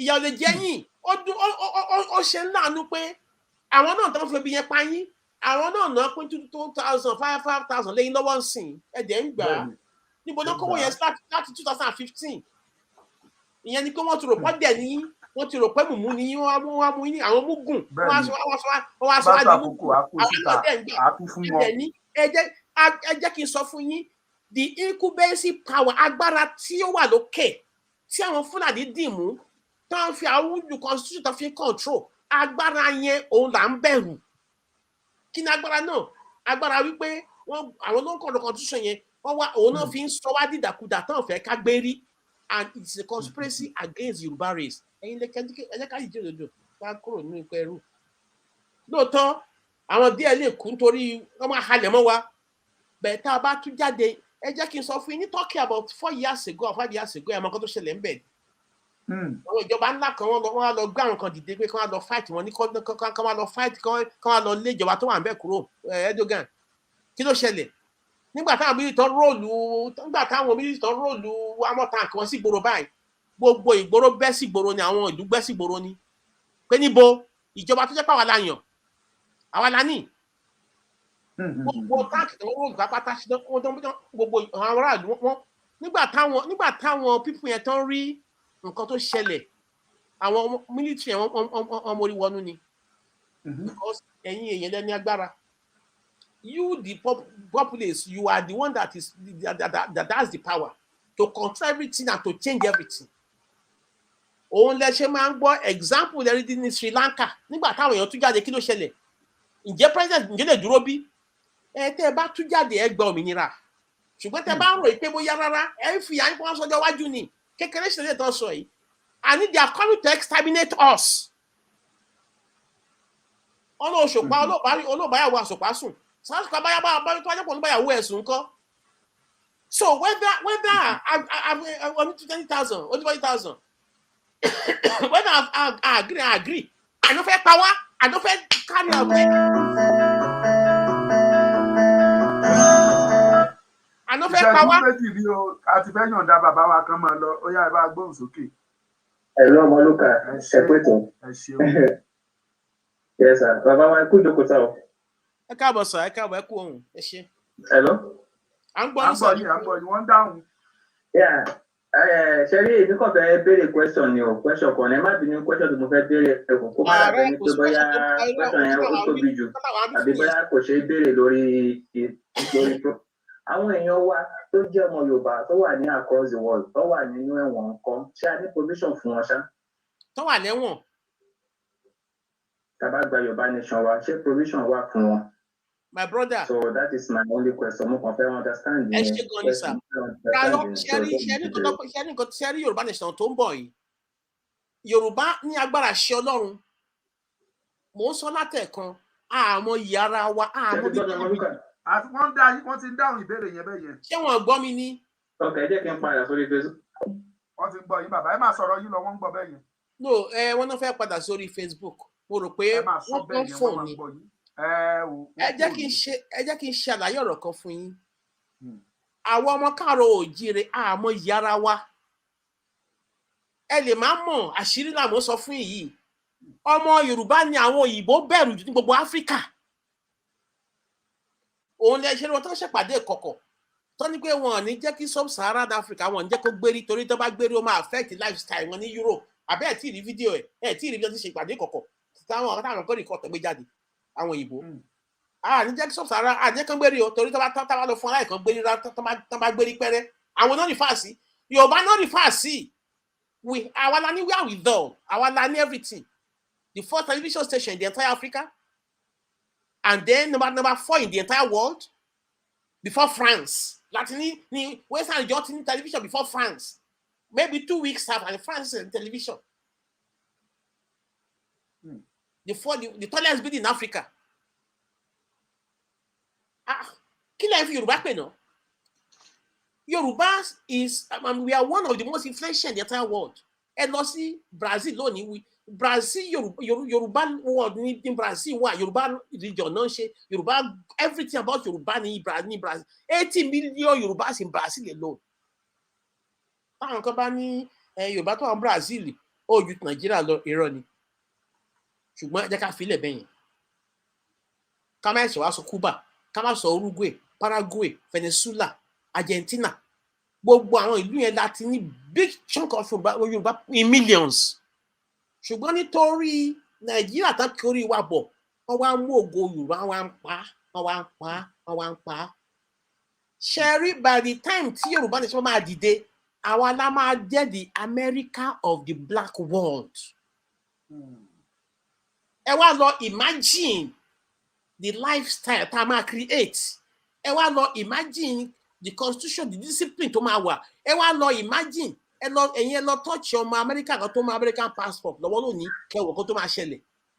Anywhere káàrọ̀ òjìrè bá wà pátá anywhere in the world. Our last caller. President ló máa dá wọn lóhùn. Ẹgbọ́n sókè last caller wa nìyẹn o lẹ́yìn wọn àgbékọ́ mi mọ́.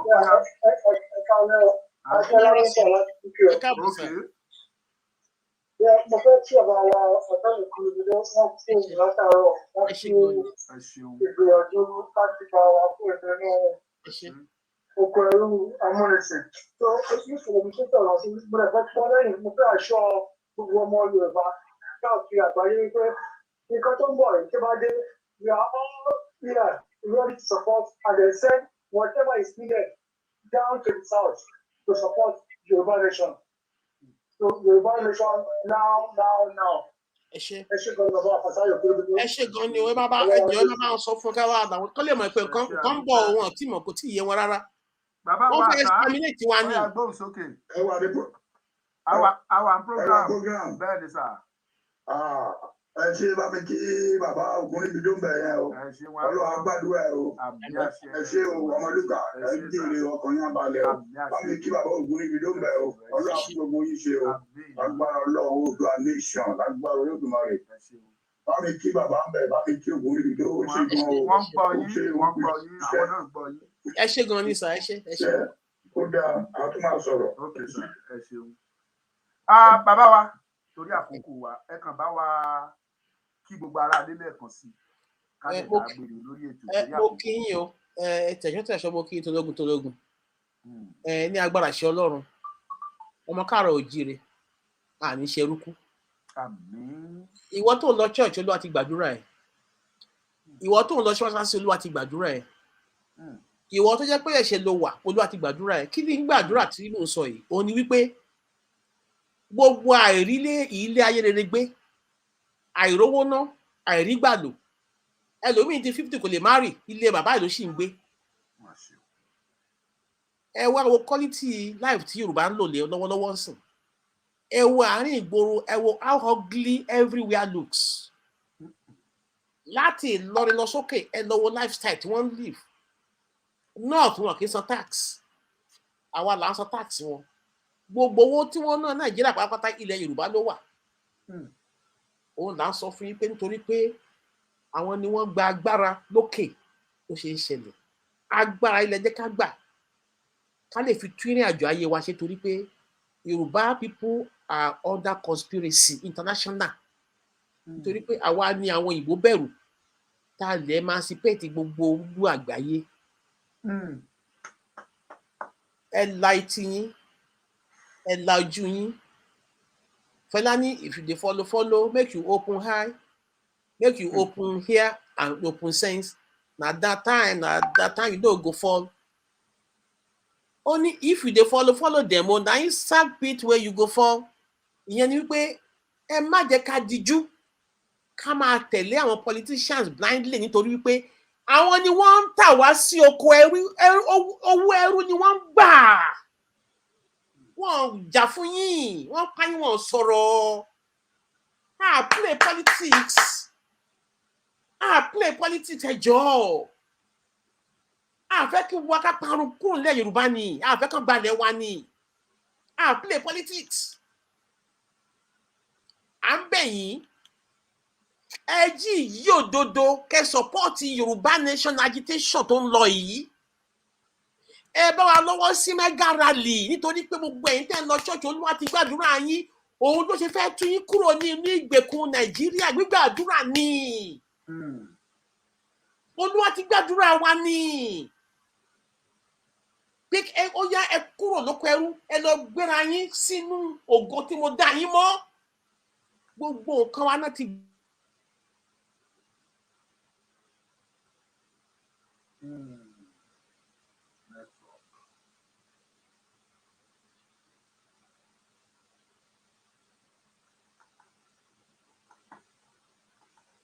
ẹ jẹ́ ká fún wọn ní ìṣẹ́jú kékeré, wọ́n máa darapọ̀ mọ́ wa padà. Nẹ́tíwọ̀kì yẹn ni bàbá ti gbìyànjú láti ìgbà tán ti darapọ̀ mọ́ wa, wọ́n gbìyànjú. A dúpẹ́ lọ́wọ́ Ọlọ́run lẹ́ẹ̀kan sí, a dúpẹ́ fún oore ọ̀fẹ́ àti àánú Ọlọ́run tá a rí gbà. Ẹ má bínú o tẹ́ bá ń gbọ́ mi, íńtánẹ́ẹ̀tì. Rárá, àbínú, a ti mọ̀ pé íńtánẹ́ẹ̀tì ni. Ẹ ṣeun bàbá mi, a dúpẹ́. Ẹ má bínú. So wọ́n ṣàlàyé fún yín wípé ẹnu ẹni náà fi ń kọ́ mí jẹ o. Ọwọ́ ẹni lọ́dẹ̀ fi ń tún ara ẹni ṣe. We are not playing politics. Ẹ jẹ́ kí n béèrè lọ́wọ́ yín. Kí ni identity tí Yorùbá ní pẹ̀lú Northerners? Oúnjẹ wa ò papọ̀. Ẹ̀sìn wọn ò ṣe bẹ́ẹ̀ papọ̀. Bá tẹ̀ ní pé lóòótọ́ la ìmọ̀lẹ́ pọ̀ lọ́dọ̀ wa, ìmọ̀lẹ́ pọ̀ lọ́dọ̀ àwọn náà. We are almost equal ní sáà nípa ìmọ̀lẹ́ àti ìgbàgbọ́. Bí ó tilẹ̀ jẹ́ pé nǹkan tó lọ gbélé wa lọ́wọ́ kọ́ nìyẹn. Ara nǹkan tó fà wàhálà fún àyẹ̀ wọn lè respect wa nítorí pé àṣẹ bí ènìyàn. Òun náà ṣe respect Yorùbá sí Brazil nítorí pé àwọn yẹn gbogbo nǹkan tá a ní náà gbé lọ́wọ́ tán pọ́nlé tó gbà yé dẹ̀ tó gbogbo àgbáyé tó lọ́wọ́ fowó wò. Ìyẹn àṣà Yorùbá tó wà ń bẹ̀. Tẹ́ bá gbọ́ carnival, àṣà Yorùbá, àwọn Yorùbá là ń ṣe ń bẹ̀. Tá à ń gbé lálùgẹ́, tá à ń ṣe everything. Wọ́n gbé àṣà yẹn lọ́wọ́, wọ́n dẹ̀ ń ṣe é. La ṣe à ń bẹ̀ yín wípé ẹ gbìyànjú kẹ́mọ̀ wípé ìpolongo tá à ń polongo yìí gbígbà àdúrà ni. Kẹ́ ẹ kúrò ní oko ẹrú, ẹ wá lọ sí inú ògo. Ẹ ti gbọ́ rí àti ní history 79 to 83 election láyé UPN, free education, ọ̀pọ̀lọpọ̀ àwọn senators lónìí òun náà lọ. Jákàndé lẹ́kọ̀ọ́, Ọ̀nàbànjọ ní Abẹ́òkúta ní Ogun State, bàbá wa Jásí l'Ondo State, Ambrosali ní Bendel State, Bọ́lá Ìgè ní Ọ̀yọ́ State. Ẹ lọ béèrè ọmọdé ò bá bàtà àbárọ̀bá, ẹ lọ béèrè nǹkan tí wọ́n gbé, nǹkan tó dánwò nílẹ̀ Yorùbá ní 79 to 83. Free education, free medical services, infrastructural development, low cost housing. The history is still there up to today. Ẹ lọ wò ó. Ẹ lọ wò nǹkan táwọn Jákàndé dánwò ní Àmúwò Ọ̀dọ̀fin ní Mile 2. Ẹ lọ wò low cost housing. Ó sì wà ń bẹ̀ dòní. Ìyẹn ni pé a ti ní blueprint tá a máa fi govern ara wa as Yorùbá people. So kò ń ṣe pé bóyá ẹ̀ṣẹ̀ fẹ́ lọ máa invent. No, everything is there. Àti ṣe rí ẹwọ́n ní tí mọ́lá bá ta oògùn fún ní aníṣẹ́ òtí lórí. It is not that we are trying to convince you pé a lè ṣe. Àti ṣe rí ni ibẹ̀ la dẹ̀ dúró sí. Ẹ̀rù tó ń ba àwọn òyìnbó nìyẹn wípé ẹ̀rù ń bà wọ́n pé ìgbé tí Yorùbá ń gbé yìí a máa la gbogbo dúdú lójú tán dẹ̀ fẹ́. Àgbàrá òjò ọ̀dọ́ ló ò nílé wó, ó lé ní òní gbà fún. Wọ́n bá dẹ̀ pé èèyàn ní àbí fún ara á pa ìfún ẹ̀ mọ́. Lọ́lẹ̀, let us go back to our root, ká lọ reassess ara wa, ká bẹ̀rẹ̀ a new foundation of existence. Káwa náà ká lè mọ̀ pé ọjọ́ iwájú wa dì mú kí àwa má bàa sọnù torí àwọn tí wọ́n tó nu ìgbẹ́ wa lásán náà wá halẹ̀ wọ́n máa torí pé àwọn kan wà lábẹ́lẹ̀ tán tì wọ́n ó pa mí lẹ́kùn gidigidi wípé àwọn ọmọ káàárọ̀ oòjíire àmọ́ ìyá ara wa rárá. Ẹ lọ wo àpọ́nlé tí àwọn Yorùbá Brazil pọ́n Yorùbá lé, ẹ lọ wo inú tó ń bí wọn pé àwọn ọmọ ìyá wọn kàn wọ́n sílẹ̀ wọn ò wá wọn, ẹ lọ wọn tí a bá declare Yorùbá lónìí tiẹ̀ tí nǹkan tó ṣẹlẹ̀, the entire world will be enveloped in a different spirit tí gbogbo àgbáyé ò rí rí, kò sí ẹni tó wà lágbàáyé tó ní bẹ̀rù nítorí pé the spirit of Yorùbá will engulf the entire world. Ẹ mọ̀ pé gbogbo àwọn tó wà ní Amẹ́ríkà lónìí, Black Americans, more than 70% of Black Americans are Yorùbá blooded. Wọ́n sọ lẹ́nu, wọ́n lè máa jẹ́ orúkọ òyìnbó. George Floyd, nígbà tí wọ́n pa George Floyd, Olúwa ń bá mi sọ̀rọ̀ wípé òun fi ọ̀rọ̀ George Floyd òun fi ṣe point of contact fún akálẹ̀mọ̀ wípé iṣẹ́ wà ní ọwọ́ àwa Yorùbá láti gba Yorùbá là kúrò ní ọwọ́ ẹrú ayé. God minister náà tó mi pé àsìkò yẹn ní May 2020 tó ń pa wípé òun bá a sọ̀rọ̀ proverbially ni pé ìgbésẹ̀ tá a gbé fún òmìnira Yorùbá yìí ó ní ìdí, ó dẹ̀ ní spiritual meaning ká tẹ̀síwájú. Pé George Floyd tó ń pa ń gbà yẹn ọmọ Yorùbá ní ẹ̀jẹ̀ ẹ̀. That was the message. Ìwọ tó bá ń doubt tó máa ní Yorùbá nation tó rò pé bóyá rẹ ni wọ́n ń ṣe tọ́.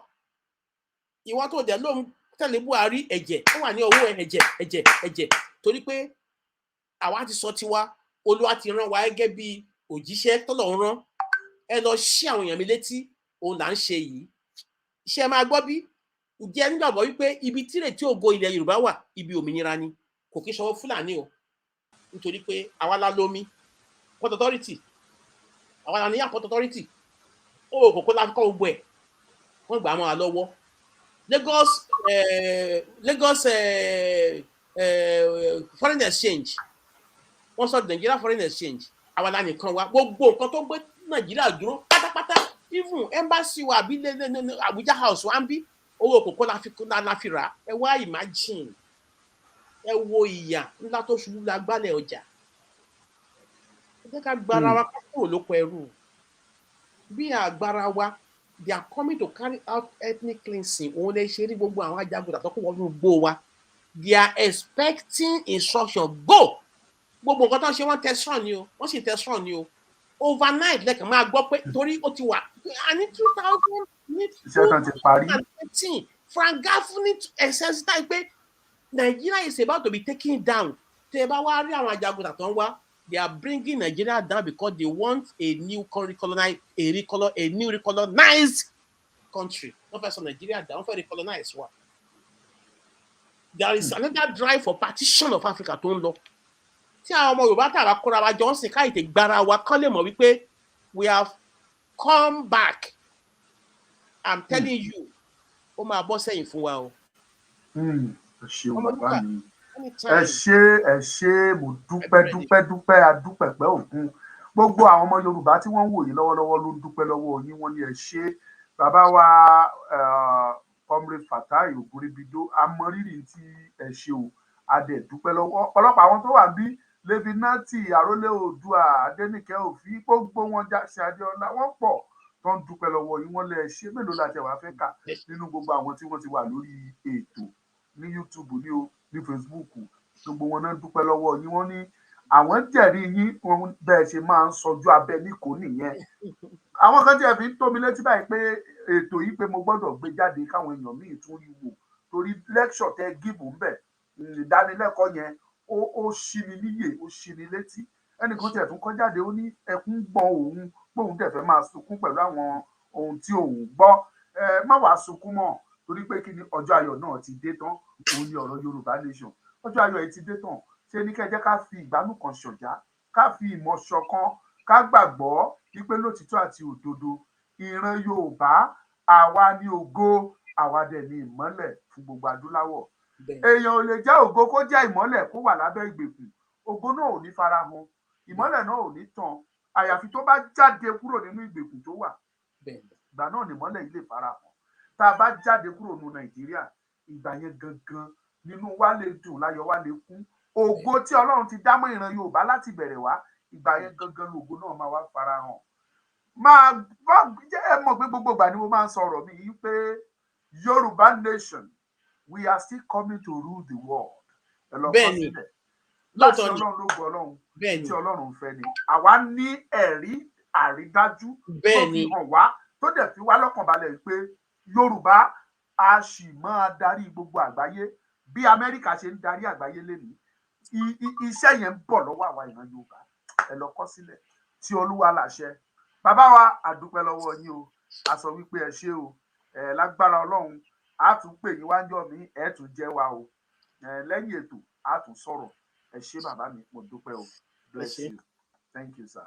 Ẹ ṣé o gbogbo ẹ̀yin ojúlówó ọmọ Yorùbá ojú òní tì yín o mo dúpẹ́ fún àdúró tì yín ní gbogbo ìgbà pẹ̀lú gbogbo àkókò wa tí a ti lò lénìí ẹ sọ pé kí làwọn eléyìí tẹ̀ tó sọ yìí àdúpẹ́ fún àdúró tì yín ní agbára Ọlọ́run ní ọjọ́ Wednesday bàbá wa Daniel evangelist Daniel Arẹ́gbẹ́ṣọlá a máa gbé wọn wá sórí ètò tètè create time kó lè tètè join torí yẹn tó máa ní agbára gidi gan o Daniel Arẹ́gbẹ́ṣọlá tí wọ́n kọ orin tí ẹ gbọ́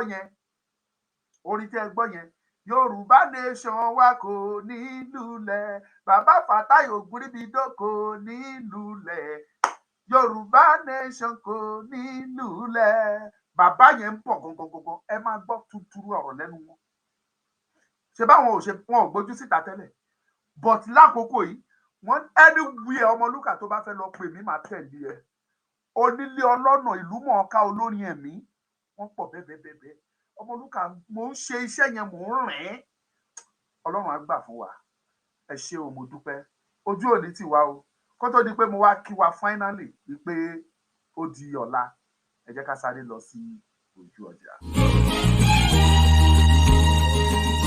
Hello there, my dear friend. There are some things that are just too easy to achieve in life, just like touring several countries without stress. When you travel with Divine Travels and Tours, your foreign trips are as possible as 1, 2, 3, and 4. Okay, here's another one. Just like me, did you know you can watch the 2026 World Cup live? Yes, I told you some things are too easy. If you talk to Divine Travels and Tours now, I mean very quickly, you can begin to book your visas for the USA, Canada, and Mexico 2026 World Cup. As a registered travel agent, member of the USAARC/IATA 1062390 since 2006, Divine Travels and Tours is certified. No hidden charges, no failure story. bó ti rí gan-an lẹ́gbọ́n yẹn ìwọ tó bá fẹ́ rìnrìn àjò lọ sókè òkun Amẹ́ríkà ní Canada ní tàbí èyíkéyìí nínú àwọn orílẹ̀-èdè ńláńlá tó wà lágbàáyé tètè kàn sí Divine Travels and Tours lẹ́nìí ìrìn àjò tó fini lọ́kàn balẹ̀ tí kì í ṣe talágbèdá. For more information, call the following numbers: +1 713 459 2042, +1 917 227 3077,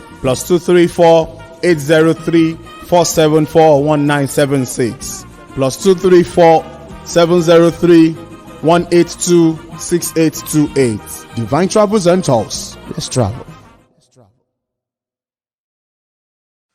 Ẹ ṣeun ẹ káàbọ̀ padà a ní rí ju báyìí lọ lẹ́yìn o mo dúpẹ́ lọ́wọ́ gbogbo yín pátápátá èèyàn wa kan lára àwọn èèyàn wa tó sàsálà fún ẹ̀mí wọn láti òkè ọya a nílò ìrànlọ́wọ́ fún wọn láti lè gẹ́ẹ̀tì ilé ẹ jọ̀ọ́ ẹ̀yin tẹ́ bá dẹ̀ níbi tẹ́lẹ̀ fún wa pé ká gbé ní vicinity ọ̀dọ̀ wa ń bí ni o kì í ṣe Ìbàdàn kì í ṣe Abẹ́òkúta kì í ṣe Ògùn kì í dẹ̀ ń ṣe Ọ̀ṣun kì í ṣe Èkìtì Oǹdó state náà wá so ẹ̀yin tẹ́ bá ní dédé wa náà ló ṣe wọ́n bá fi sí yín lọ́kàn kárèsì ṣéǹjì díẹ̀ ká fi bá wọn gẹ́ẹ̀tì ibi tí wọ́n sì lè stay sí àwa là ń sọ fún wọn pé kán máa bọ̀ torí ogún ilé wọ́n dé ṣùgbọ́n kò sí bọ́n ṣe fẹ́ ṣe so ẹ jọ̀ọ́ a nílò ìrànlọ́wọ́ fún wọn ó tẹ̀ jẹ́ 100,000 la bá wọn rí ká gẹ́ẹ̀tì ilé fún wọn káwọn náà wà ń bẹ pẹ̀lú ọmọ wọn so ẹ ṣé Ọlọ́run àpọ́n wa lé ojú òní tiwa o ǹjẹ́ títí ọ̀la ta tún máa pàdé Omoluka ló sọ wípé Yorùbá nation now.